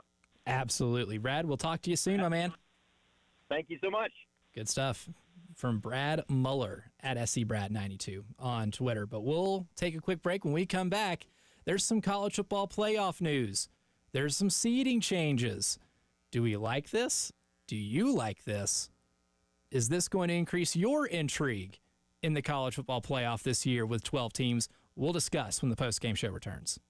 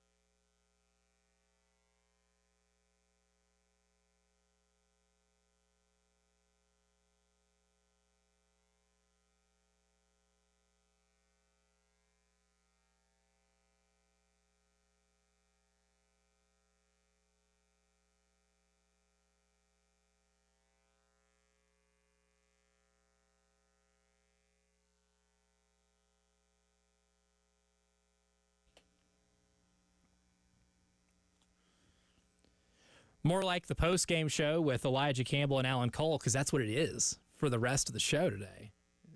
It's hanging out, my boy Alan Cole, up until 6 o'clock. How's my Jay Phillips impression? Is it good? You're nailing it. You're nailing it. Honestly, unless I said something. Yeah, there you go. Do you think the NFL needs a developmental league? Oh, man. Do you think the college football playoff needs more home games? If the answer to those questions are yes, then you've got a killer. You might be Jay Phillips. Jay Phillips, yeah. You might actually be part Jay Phillips. And I know Jay's going to love the story that came out today. Ross Dellinger tweeted at about 2 o'clock today that CFP executives in a call today unanimously adopted a move to, quote, straight seeding for this year's playoffs. Sources tell Yahoo Sports. Teams will be seeded directly on the rankings 1 through 12, eliminating the concepts that designated the top 4 seeds for conference champs. He then goes on to address the money thing, right, which probably would have been the holdup for conferences like the Big 12 or the ACC to vote for this or the Mountain West even, because they benefited from the money that Boise State got by getting a bye as one of the 4 highest conference ranked champions. Ross says, quote, the decision was expected to include a financial compromise to continue distributing $8 million to the top 4 highest-ranked conference champions, even if those teams are not seeded in the top 4. That seems like a win for everybody. Now, as me speaking here, it seems like a win for everybody because I think from a format standpoint, this is a better way to just do your playoff in terms of getting better matchups, more intrigue with the games that are being played, and you already started this thing once. A couple of schools and conferences that aren't the ones that bring in all the money, like the SEC and Big Ten, got to benefit from it. So I think you got to throw them a bone as well. This feels like a win-win. Not that the SEC or Big Ten needed a bone thrown. They have actually taken all the bones from everybody else over the last 5 years. But yes, I would. Gluttonous. Yeah, I would agree. This is the greed they talked about in the Bible. I would take it that way. Yeah, as well. I had a good time with Boise State and Arizona State having, buys to a quarterfinal last year. And, it's fun to talk about a program like those winning a national title or only having to win 2 games to get to one. But I think this was kind of done when we all watched the Rose Bowl, right? When we all watched Oregon, who was the only undefeated team who finished number 1. And because of the way the bracket rules were, they had to face Ohio State. And we saw how that game went. And I think really, in practice, once that game ended, this was already done. It's just everything since then kind of been paperwork and litigation. But yeah, I think once you saw how that went last year, it was kind of inevitable we'd get to this point. Arizona State tried their best to defend the practice. They 4th and 13, it was right there. Oh, I think about that game a lot, because I was really hoping to see Arizona State pull that off, because it would have been a remarkable story. And then what would have happened to them against Ohio State the next one? Oh, heavens. We would not have gotten a fun football game like we did, I will say. Yeah, and that's the point of what you're doing here. Exactly. And I think, if you go back and you rearrange matchups, it would have been significantly different. The first round would have had more intrigue, and people complained about the first round in terms of a lack of competitiveness or intriguing matchup, even though I think Tennessee-Ohio State from a viewership standpoint is an intriguing matchup. Ohio State just took them to the woodshed. And I think Clemson-Texas was a really interesting matchup on paper. But Texas, again, just really good. A lot of people were using that to be like, oh, well, SMU didn't belong, or this, the wrong teams are in. No, I think the wrong teams were just seeded. I think that's more of a factor, too. Oh, do you want to know what we would have had last year with the 1 through 12 if you looked at this? After the break? Yes, after the break. Yeah, we'll definitely continue this conversation in the 5 o'clock news, because when you switch around what the seating would have been in the format, you then look at this as, oh, that would have been a whole lot of fun. I thought the playoff was fun anyway, but it could be more fun. We're all for improvement here. Hour number 2 in the books. 5 o'clock news coming up next, where we're going to talk more about the playoff seating change and some other news around the world of sports. That's coming up.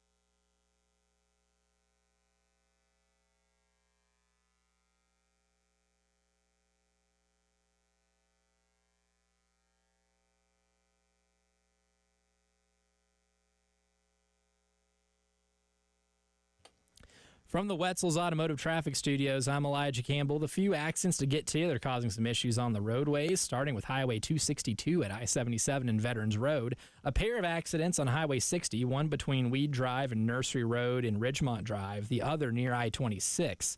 Got an accident on I-20 eastbound, two of them on I-20 eastbound, one at South Carolina 277, the other at exit 73.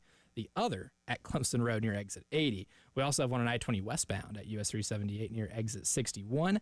Two on 26, one eastbound after Piney Grove Road near exit 104, the other westbound at Sunset Boulevard near exit 110.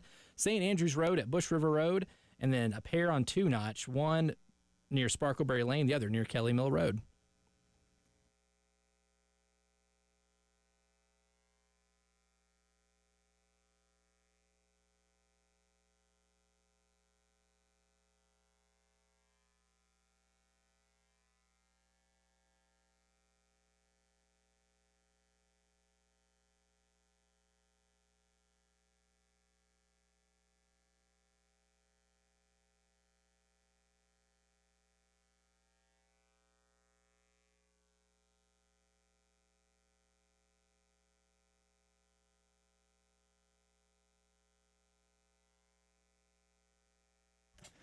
Five o'clock news here on the postgame show, brought to you by Integrated Media. I'm Elijah Campbell. He's Alan Cole.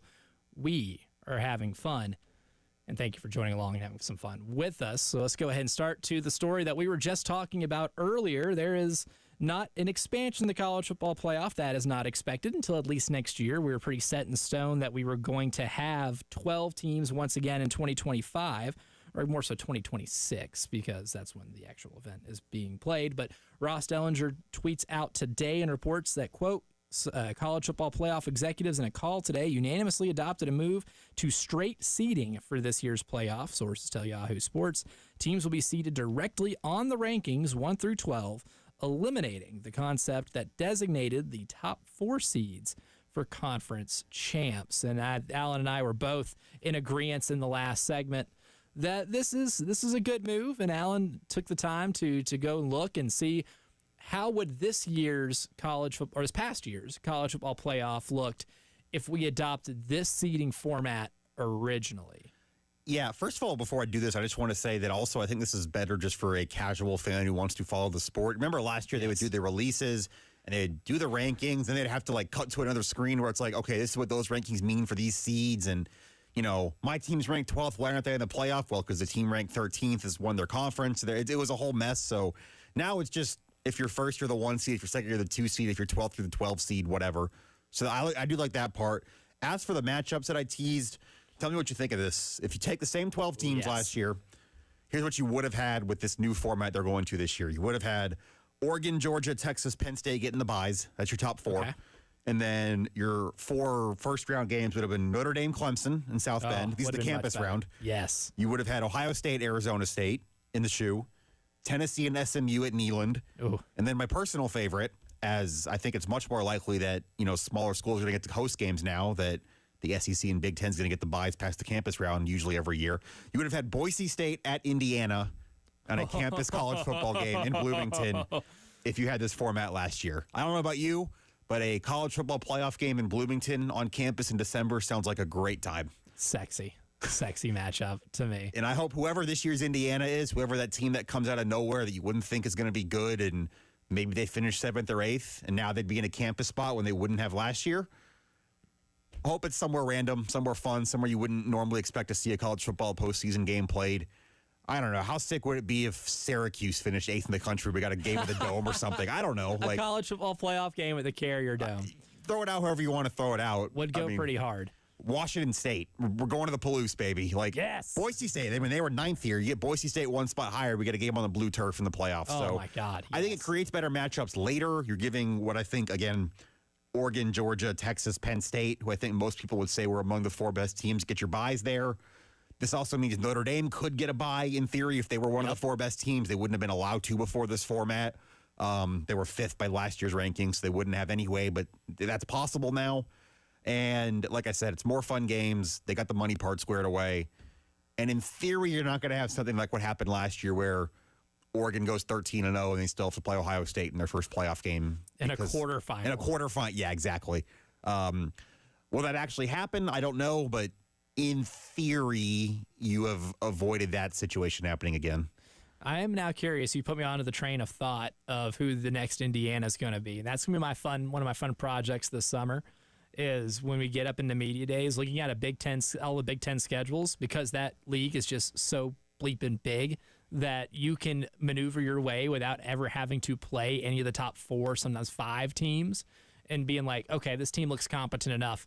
This could be Indiana. It's always going to come out of the Big Ten, I feel like. There's always going to be a random Big Ten team that dodges Ohio State, Penn State, and Oregon and is going to give them a clear path to do what Indiana did. When you throw 18 teams in a conference, it's just kind of going to be inevitable. Like that's just how it's going to be. And that also goes back to the UCLA conversation we were having earlier, that Big Ten softball only plays 8 series against the other 17 teams. You're playing less than half your conference. So it is kind of insane when you think about it that way. Yeah, it's insane. And it's honestly, it's more than just the logistics nightmare, but it can lead to a lot of wonky stuff, especially when we're looking at it through the lens of the college football playoff. Last night, too, in case you missed it, here on the 5 o'clock news, we'll give you a little refresher. The New York Knicks had a big lead in Game 1 of the Eastern Conference Finals. They led by as many as 17 in the second half. They led by as much as 14 with about 2.5 minutes left. They led by as much as 9 with under a minute left. So you're thinking, Elijah, you're about to tell me the New York Knicks won, right? Right? And this happened. Indiana with it. Halliburton. He'll take it. He'll backpedal, a 3 for the win, and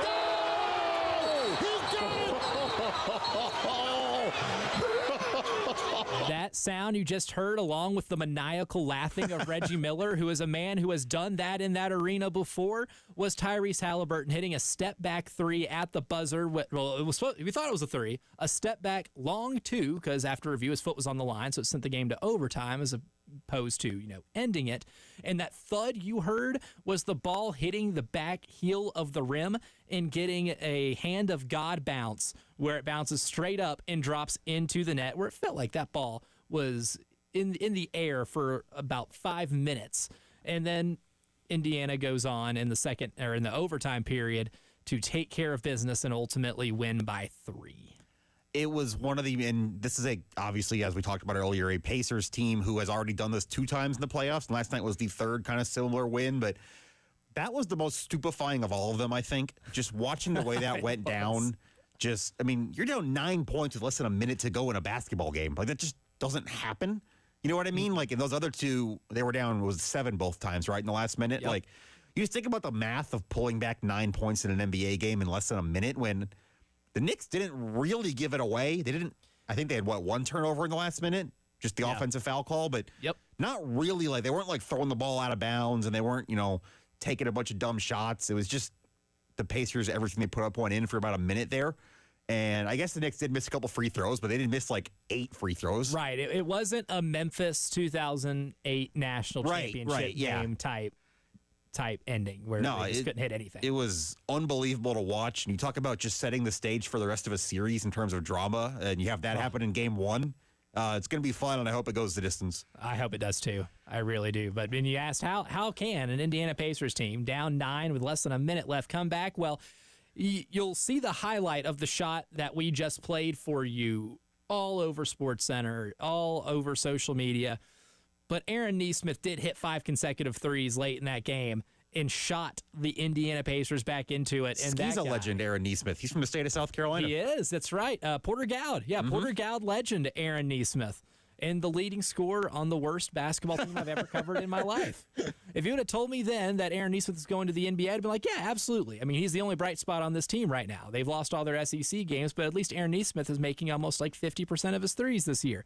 But then if you'd have told me that he would hit 8 of 9 threes in an Eastern Conference Finals game to help a team erase a 9-point deficit in the last minute on the road, I might have been Madison Square Garden. At Madison Square Garden. To create a sense of deja vu of the Pacers erasing a big late deficit against the Knicks. Don't know if I would have believed that, but he's turned into a fantastic role player for that team. Yeah, and I heard you talking about this a little before I got on, but I think we've kind of hit a point in the NBA right now where it's not even so much what your superstar does. You do have to have one. It is, who is your weakest link and how good is that player? Are you playing 4-on-5 on offense and another team can just not have to guard you? Are you playing 4-on-5 on defense where the other team knows every time down the floor we can attack this one guy who can't defend? It's almost to that sense, and not that Aaron Nesmith's anybody's weakest link by any means, but I take more what the Pacers have in terms of depth. The Thunder, for sure. You watch Oklahoma City go like 10, 11 deep. They all defend. And they all defend. Those guys are great defenders. And there's no one you point to. And, I always kind of say, like, if you can't find the sucker in the room, it's you. There's not really a sucker in the room for any of these 4 teams who are left, at least not often. And that's kind of what I look at, where it's just depth matters, not having an obvious weak link matters. And you saw that with the Pacers last night. That's the thing about the 4 teams that are still playing in the NBA right now. Like they have a star player. Like Minnesota's got Anthony Edwards. Oklahoma City's got the MVP in Shai Gilgeous-Alexander.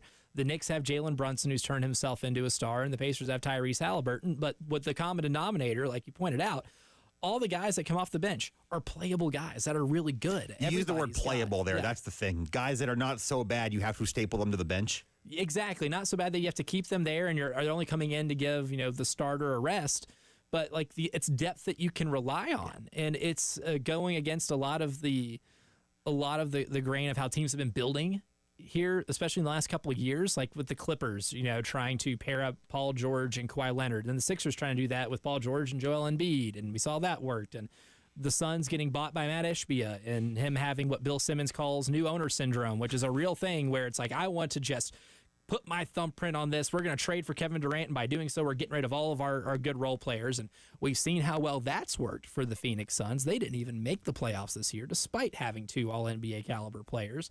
But the most important thing is that it's still a team sport, and you've got 4 teams in it right now that are deep top to bottom, and they all play great defense. They're all unique in their own way. But it's the biggest truth I've always held in the NBA is that the team that wins the championship is the team that has the best role players. Yeah, I think we're kind of gone to the days where it's Kobe and Shaq playing 2-on-5 against someone in the Western Conference. You know what I mean? Like, I think we're just kind of past that. Yeah, that's just where this is. And it is kind of a fun thought exercise when you're looking at drafts, free agency, roster building is, how much does the 5th best player on a championship team go for? How much does that really help you?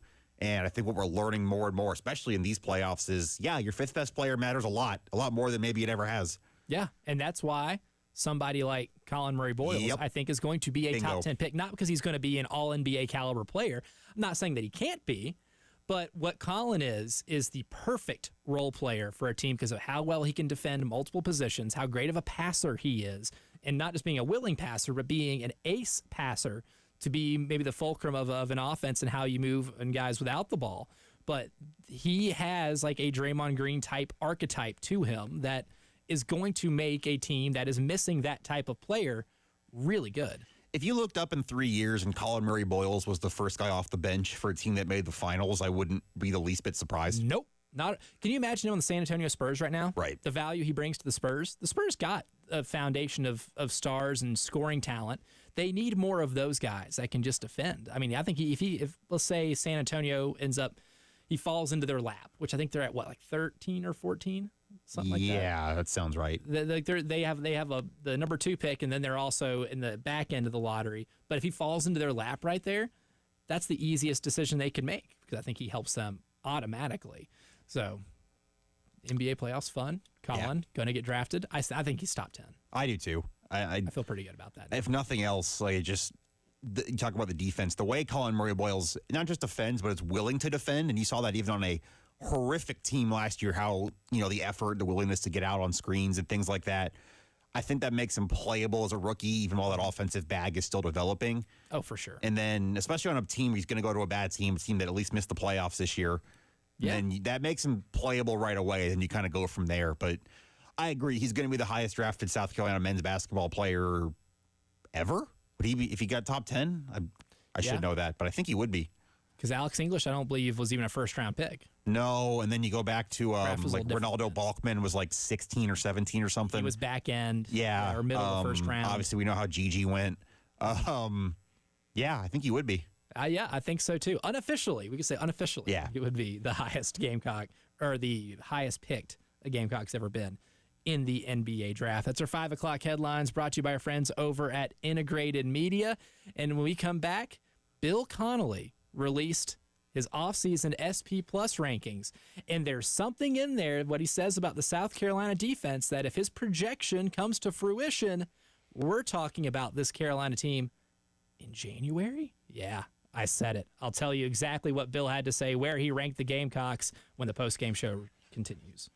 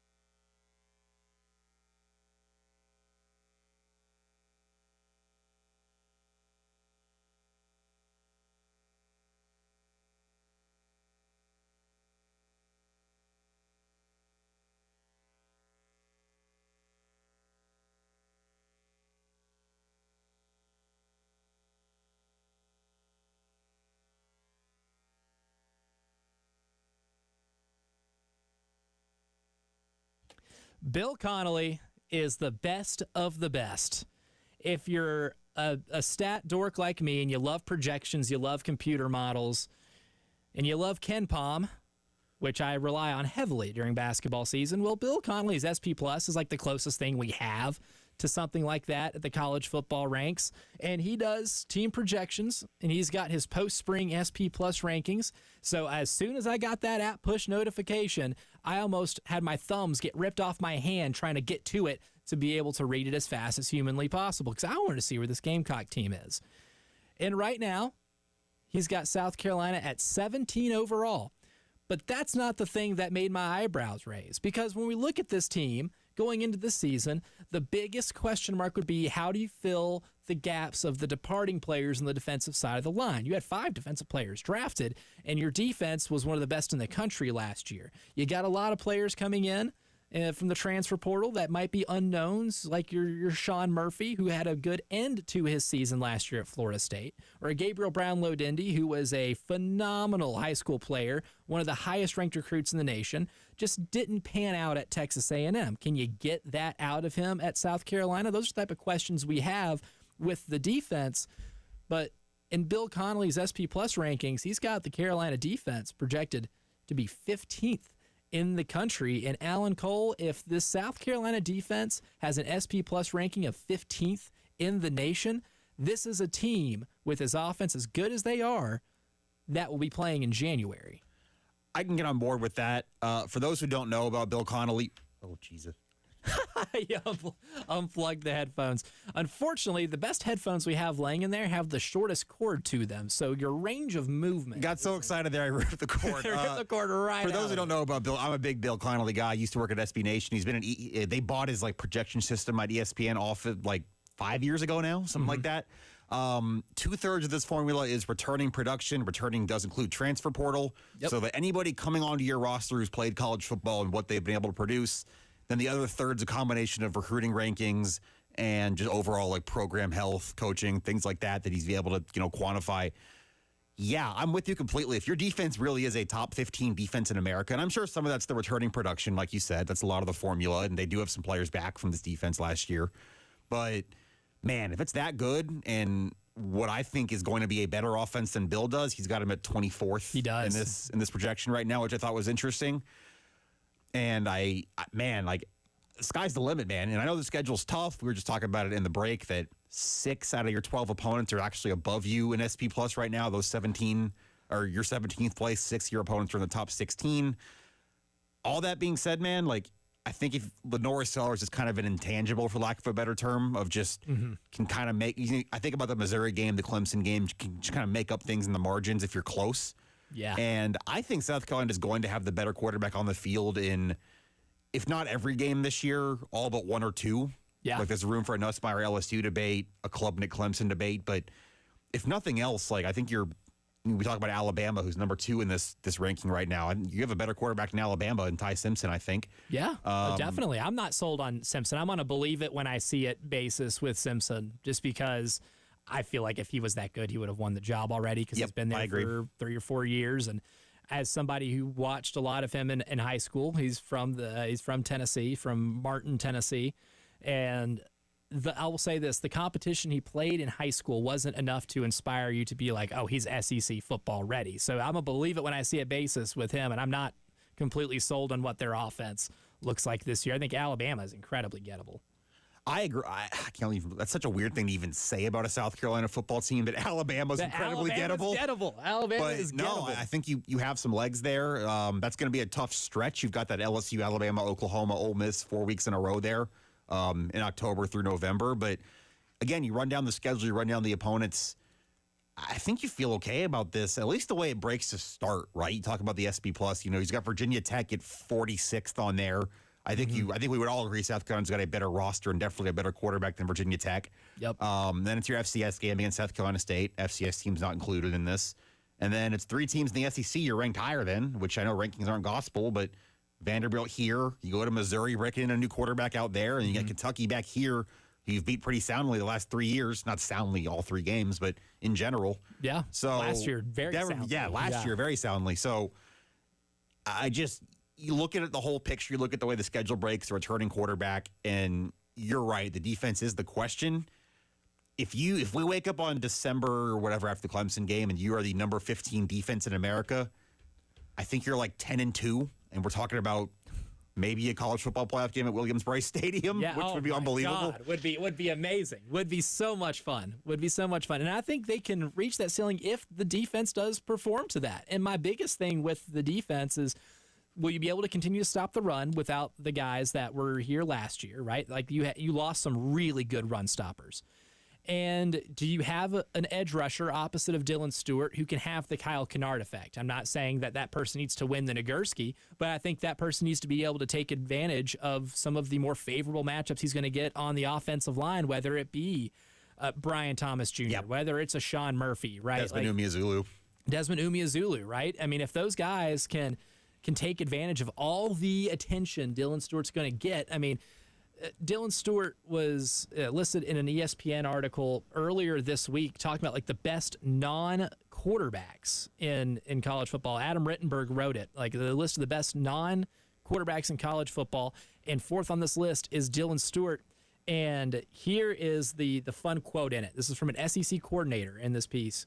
He said, quote, "He's the one everybody feared. You knew Kyle Kennard was a really good player, but we were just freaking petrified that Stewart could change the game. You saw it in the Alabama game last year where even All-American Caden Proctor had to have help on his side of on his side of the line in front of Dylan Stewart. And then when Dylan was on the other side of the line, it was just one-on-one, and Kyle Kennard still got him, but he was constantly seeing, chip blocks from tight ends or running backs, constantly seeing, max protection because of just how good he is. Offensive coordinators will lose sleep trying to figure out how they keep Dylan Stewart from literally eating your quarterback. And while you're doing that, it's going to leave room for somebody else to be able to feast. And I think if you get one of those guys to be able to fill in that role, and this defense is that good, and you're able to continuously rush the passer like what they did last year, something really special can happen here next year. I think it all comes back to what you have up the middle on defense. Tonka Hemingway, TJ Sanders, Boogie Huntley all going. DeAndre Jewell's going too, which I think people are forgetting because he didn't get drafted. That is just a lot of snaps to replace. We've talked about it ad nauseum, over the course of the offseason. But I think as much of what you do is going to come down to what you have down the middle as well. But if you can figure that out, kind of the same thing you're talking about, guys develop, guys step up, and you have even a league average defensive tackle room with what you have on the edge, I think. I think that the calculus here changes completely. Oh, it absolutely does. And here's the thing, too, that when talking about this defense that I've almost, kind of failed to mention at times is how good your back end is. I feel really good about the secondary. I know you lose O'Donnell Fortune, who I think probably should have been drafted. I was one that I was kind of surprised that he didn't based off the year that he had and some of the plays that he made. But you replace him with Brandon Cisse, who can play multiple positions out on the boundary or in the slot. He can play, like nickel. Like he can do a bunch of different things back there. Jalen Kilgore has only gotten better since he's been on campus, and I think he's poised for a real breakout season. That's a future first-round pick. Yeah, absolutely. I've seen him mocked as a future first-round pick. I think Tankathon, last week, had him as the number 17, 18 pick to the Dolphins, something like that. But, there's a guy that can be a first-round pick in your defensive backfield, too. Vicari Swain got some valuable reps last year. Judge Collier, I think, has made some really good growth. Your starting point in the secondary this Sabari summer, Sandy's healthy. Yeah, those guys, I think it's you have a better starting point this year than you did last year, and that's even with the knowledge that you have Nick Emenwari, who's going to. I don't know if anyone foresaw having the year that he did, but you knew he'd be better in his third year in the program, and having O'Donnell back, you knew you had something there, but there were some position battles that needed to be won and some questions needed to be answered, but. Secondary-wise, man, and the pass rush gets there, they're going to have an awesome time this year, too. Yeah, I think you're going to see a lot of what again, if this goes the way you think it's going to, you're going to see what you saw last year where, it's quarterbacks flustered, it's quarterbacks moving out of the pocket, it's corners being able to help with the blitz because, quarterbacks are so frantic, so scurried. Again, I think everything is at least on the table right now for South Carolina football, which is wild to even say. Just to underline that point again. But I agree with you on the secondary. I don't know exactly how it's going to look piece-wise. Like you said, you got, a guy like Cisse who's flexible, nickel, corner, that kind of thing. I still think you can move Jalen Kilgore around. I don't know if that's necessarily going to just plug and play for Eamon Worry at safety or if he's still going to be at nickel. But you've got options there, and I think you, especially after last year, really trust Clayton White and Torian Gray to figure out kind of the best alignment there and how you want to go about it. We'll give you some updates from Hoover. We have a tight one, it looks like, between Tennessee and Texas. They're battling to see who the real UT is, as well as advance to the SEC semifinals. We'll give you an update on that and an interesting quote from Urban Meyer about the top of the Big Ten being better than the SEC. We'll react to that in the drive around the SEC next.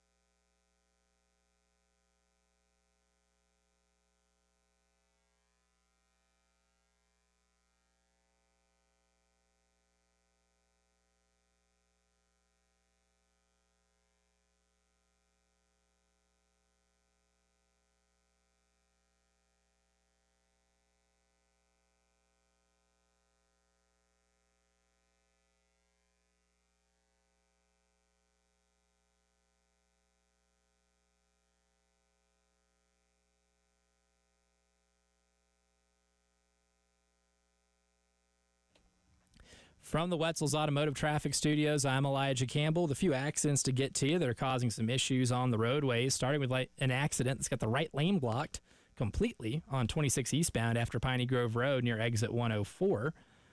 We also have an accident that's got the right lane blocked as well, this time on I-20 eastbound at Fairfield Road near exit 70. two more accidents on I-20 eastbound, one at South Carolina 277 at exit 73, the other at Clemson Road near exit 80. We also have two accidents on 20 westbound, one at Fairfield Road near exit 70, the other at US 378 near exit 61. We also have accidents on 26 west at Sunset Boulevard and on I-77 southbound at 12th Street.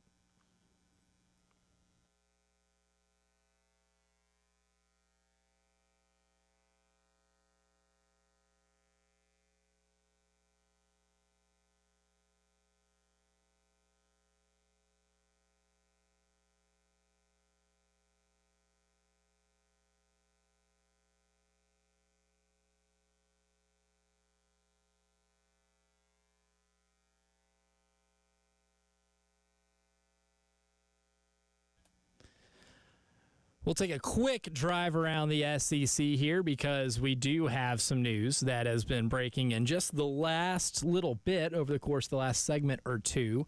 Right now, top of the fifth, 2 runners on and 1 out, Tennessee batting. They're trailing Texas 4-0. Only 1 hit in this game so far, but they have an opportunity here in the 5th inning to potentially make something happen. Texas A&M keeping their postseason hopes alive. This time they won yesterday against Mississippi State 9-0. They beat Auburn today earlier 3-2, and then in the night games at 7:30, Oklahoma's going to be taking on Vanderbilt, and then there's there one more game after that, or is that it, Alan? I think that might be it. That's it for today. You've got Arkansas, Ole Miss, and LSU A&M tomorrow there to finish out your semifinals. That's right. See, already knew. Again, we're alluding to the breaking news that we had about 20-something minutes ago. The Board of Trustees do approve a multi-million-dollar renovations for Williams-Brice Stadium. I know we've talked about that because it's been alluded to for quite some time now, but it is made official today. This is from Jordan Kay earlier. It says, quote, AD Jeremiah Donati on a conference call with the South Carolina Board of Trustees talking about the Williams-Brice renovation said USC really wants to upgrade the student section by, in part, adding 2 south end video boards and an air-conditioned space for students. He goes on to say that the budget for the Williams-Brice renovation will be $350 million. He also goes on to kind of note there, too, that no university in South Carolina can have outstanding debt above $500 million, and it was $200 million last year, but Donati told him that the $350 million renovation would keep South Carolina under $500 million, so it looks like they will be able to allocate $350 million to a couple of upgrades to the stadium, and also adding to that more bathrooms and concession stands and just cleaning up the concourse for fans. I think we've talked a few times about just the in-person football, not just in South Carolina, to be clear. The in-person football experience in general is kind of tough to pull off, especially at the college level when you have these 100,000-seat stadiums where there's just never enough parking or bathrooms or concessions or whatever. So I think that's got to be a good thing. It's talk about helping a fan environment atmosphere. It starts with the student section in college sports. I've never sat in that student section, but I know enough people who have, who say it's not exactly a pleasant experience when you're getting into or out of the stadium or trying to stay cool on, Columbia in September is not cool. I don't know if you knew that. It is.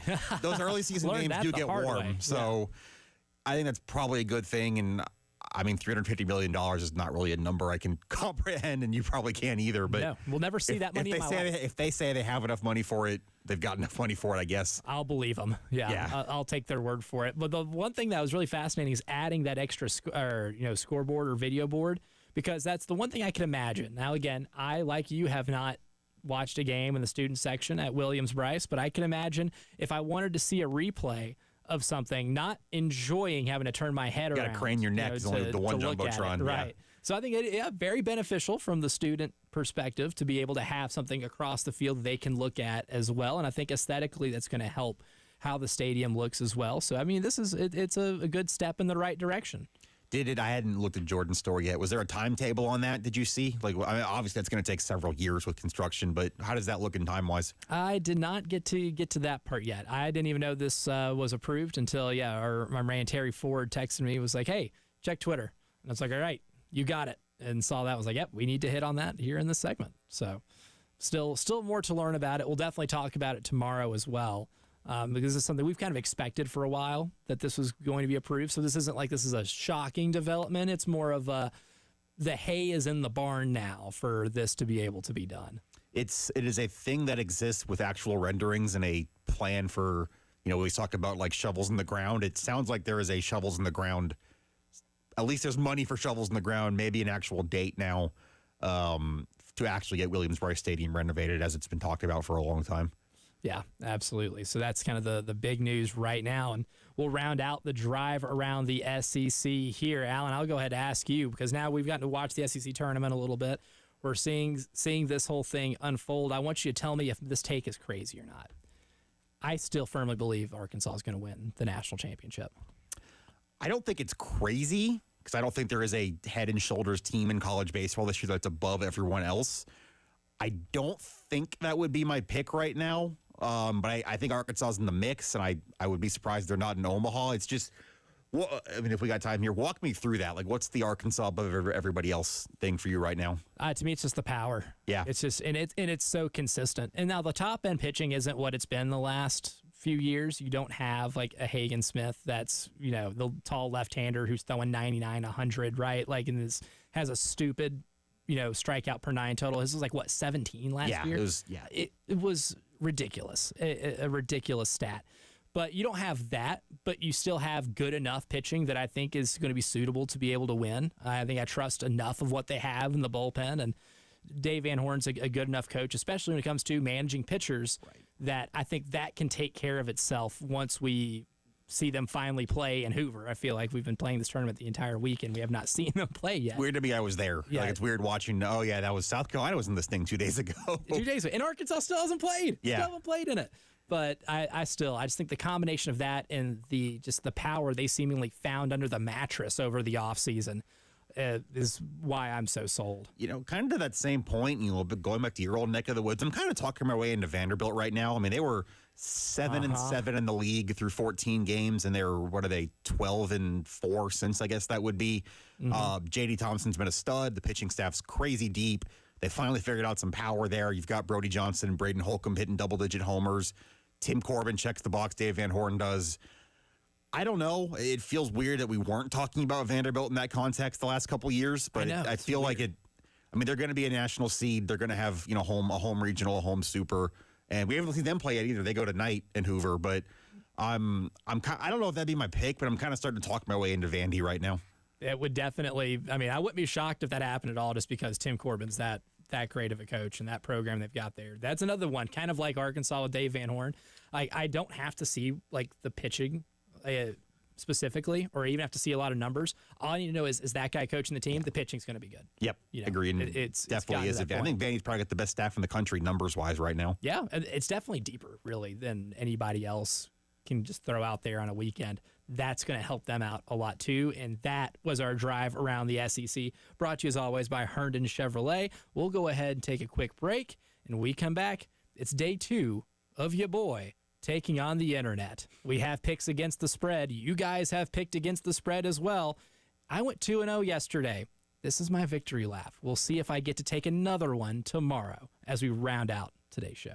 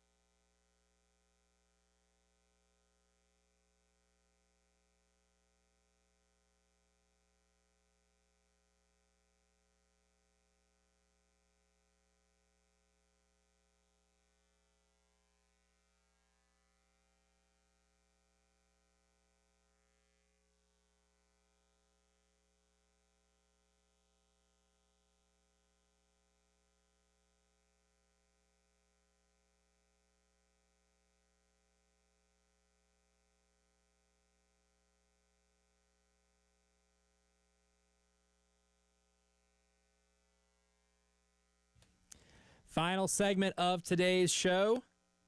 Big shout out to everybody listening. Shout out to Brad Muller for calling in and talking some Carolina softball ahead of their super regionals this weekend. And, of course, shout out Alan Cole in the house hanging out with me because you know what? Sometimes when you're doing a show solo, it can get a little lonely in here. A lot of talking to yourself for 3 hours. Yeah, when I got off the air yesterday, I was like, I don't want to hear the sound of my own voice at all.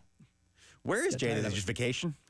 He is at one of his daughter's graduation. Awesome. Congratulations. So he'll be back. Yeah, so it is a fun trip for one Jay Phillips. Good stuff. So we'll be excited to have him back starting back tomorrow. So tomorrow, when he comes back, he'll get to take on the internet again, which has not been so kind to one Jay Phillips. Would you like to guess his record? You've been doing this, a week or two now? How many days is he? About a week and a half. So we have made him pick. Got so many notes. God. Elijah currently flipping through a yellow legal pad right now. Flipping through my memo pad because I don't want to forget what we have today. I'll say he's like 1-6 if you're doing this 7 days, something like that. So we do three games a day. Okay. I guess, yeah. And Jay, as of now, is 4 and nope. Is that right? He was 4-11 going into the last one, and then he dropped 2. So that's 4-13? 5-13. 5-13. Dropped 2, got 1. So he's 5-13. Yeah, 5-13. It's not good. You're overall. gonna have to get like 8 of the next 12 just to get to a regional with that. That's right. Yeah, I mean he's behind the 8 ball there too. So and the internet very consistent against Jay specifically. They were 9-9 yesterday. Only out of the 3 events, only 2 happened because the Braves got rained out. So they'll be playing today. So the Ozzie Albies one still on the books here. So that one's still in the balance. So we technically have 4 things to watch for tonight. But we'll be picking 3 different things. Internet went 1-1 yesterday. So overall 10-10. So very consistent. You're perfectly winning as much balanced. as you're losing. Yes, you're not winning any money. You're not losing any though, which is a plus. I went 2-0 yesterday, and I'm looking forward to improving that. So the first thing, Oklahoma City Thunder tonight. They're 7.5-point favorites against Minnesota. I found this one the toughest to pick personally, but I'm going to bank on the Timberwolves not falling apart down the stretch and finding some bucket getters late in the game to at least keep it close. I still think Oklahoma City wins, but I think Minnesota keeps it a lot closer. So I'm going with the Timberwolves. The internet, 71% of the voters in the poll taking the Wolves to cover 7.5. I'll go the other way. I'll take the Thunder at home. I think they've played their 2 best games of the playoffs back-to-back between Game 7 against the Nuggets and Game 1 of this series. I think they're rolling right now. Give me Oklahoma City by like 10 in this game. Ooh, I like it. Okay, going with Oklahoma City. Number 2 here, the Hurricanes-Panthers. Game 2, I did not see Florida coming into Raleigh and smacking the Hurricanes around like that in the first game. I'm banking on the Hurricanes getting it together and making sure they don't go back to Sunrise down 2-0. Obviously, the Panthers are the reigning Stanley Cup champions. They're for real, duh. But I didn't know they were going to come in there and bring it like that. So I'm giving the slight edge to the Hurricanes, and so is the internet. 52% right now. 52% is the final poll. So the internet also going with the Canes. Yeah, I'll go with the Canes. We need a series here. Need it. Yeah, I think I saw the stat. They've lost 13 straight conference finals games dating back to, I guess, 06 when they won it. Which is crazy to me. They do a good job of getting to this spot, but they also give me the Canes to tie the series tonight. And break the streak. Yep. The streak ends tonight. And then, lastly, who scores more points between Shai Gilgeous-Alexander and Anthony Edwards? The internet picking Anthony Edwards, 67% taking Anthony Edwards. And I like the thought process there, too. Because I originally thought the same thing where it might be Edwards if this game's close, that he's going to have a big night. But I'm kind of zagging here. I want to say Shai ends up scoring more first game at home after winning the MVP. The Thunder just have a lot more scoring options too, but I think they're going to rely on him a lot tonight. But the Timberwolves are shooting a lot better in this game, so I think you're going to get a lot more alleviation from Anthony's scoring burden. So I'm going to go SGA here. Yeah, I'm going to just stick with what I said, with the other question about this game. If I'm picking the Thunder to win by more than 7.5, that's probably because SGA has a big night. So Yes. I'll take SGA.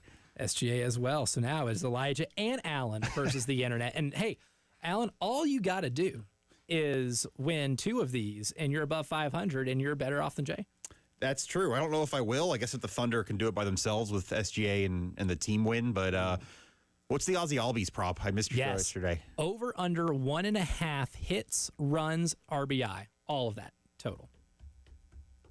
Under, because he's swinging a pool noodle right now. He is. That's why I took under. I don't know who's going for the Nats tonight on the mound, but I don't know if it matters the way Ozzy's going right now. Hitting like, what, 226? Yeah.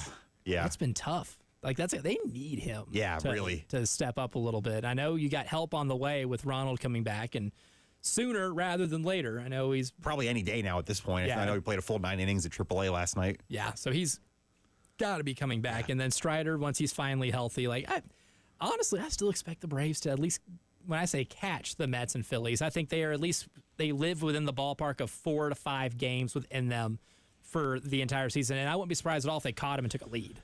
We'll see. They got to put a run together here soon. They can't just straggle 500 all year. They absolutely do. Tennessee able to put 2 on the board. They had the bases loaded, only able to get 2 out of that. They trail Texas 4-2 in the 5th inning. We'll see you again tomorrow. I'm Elijah Campbell. He's Alan Cole. We had fun. Hope you did too. We'll see you again tomorrow at 3 o'clock.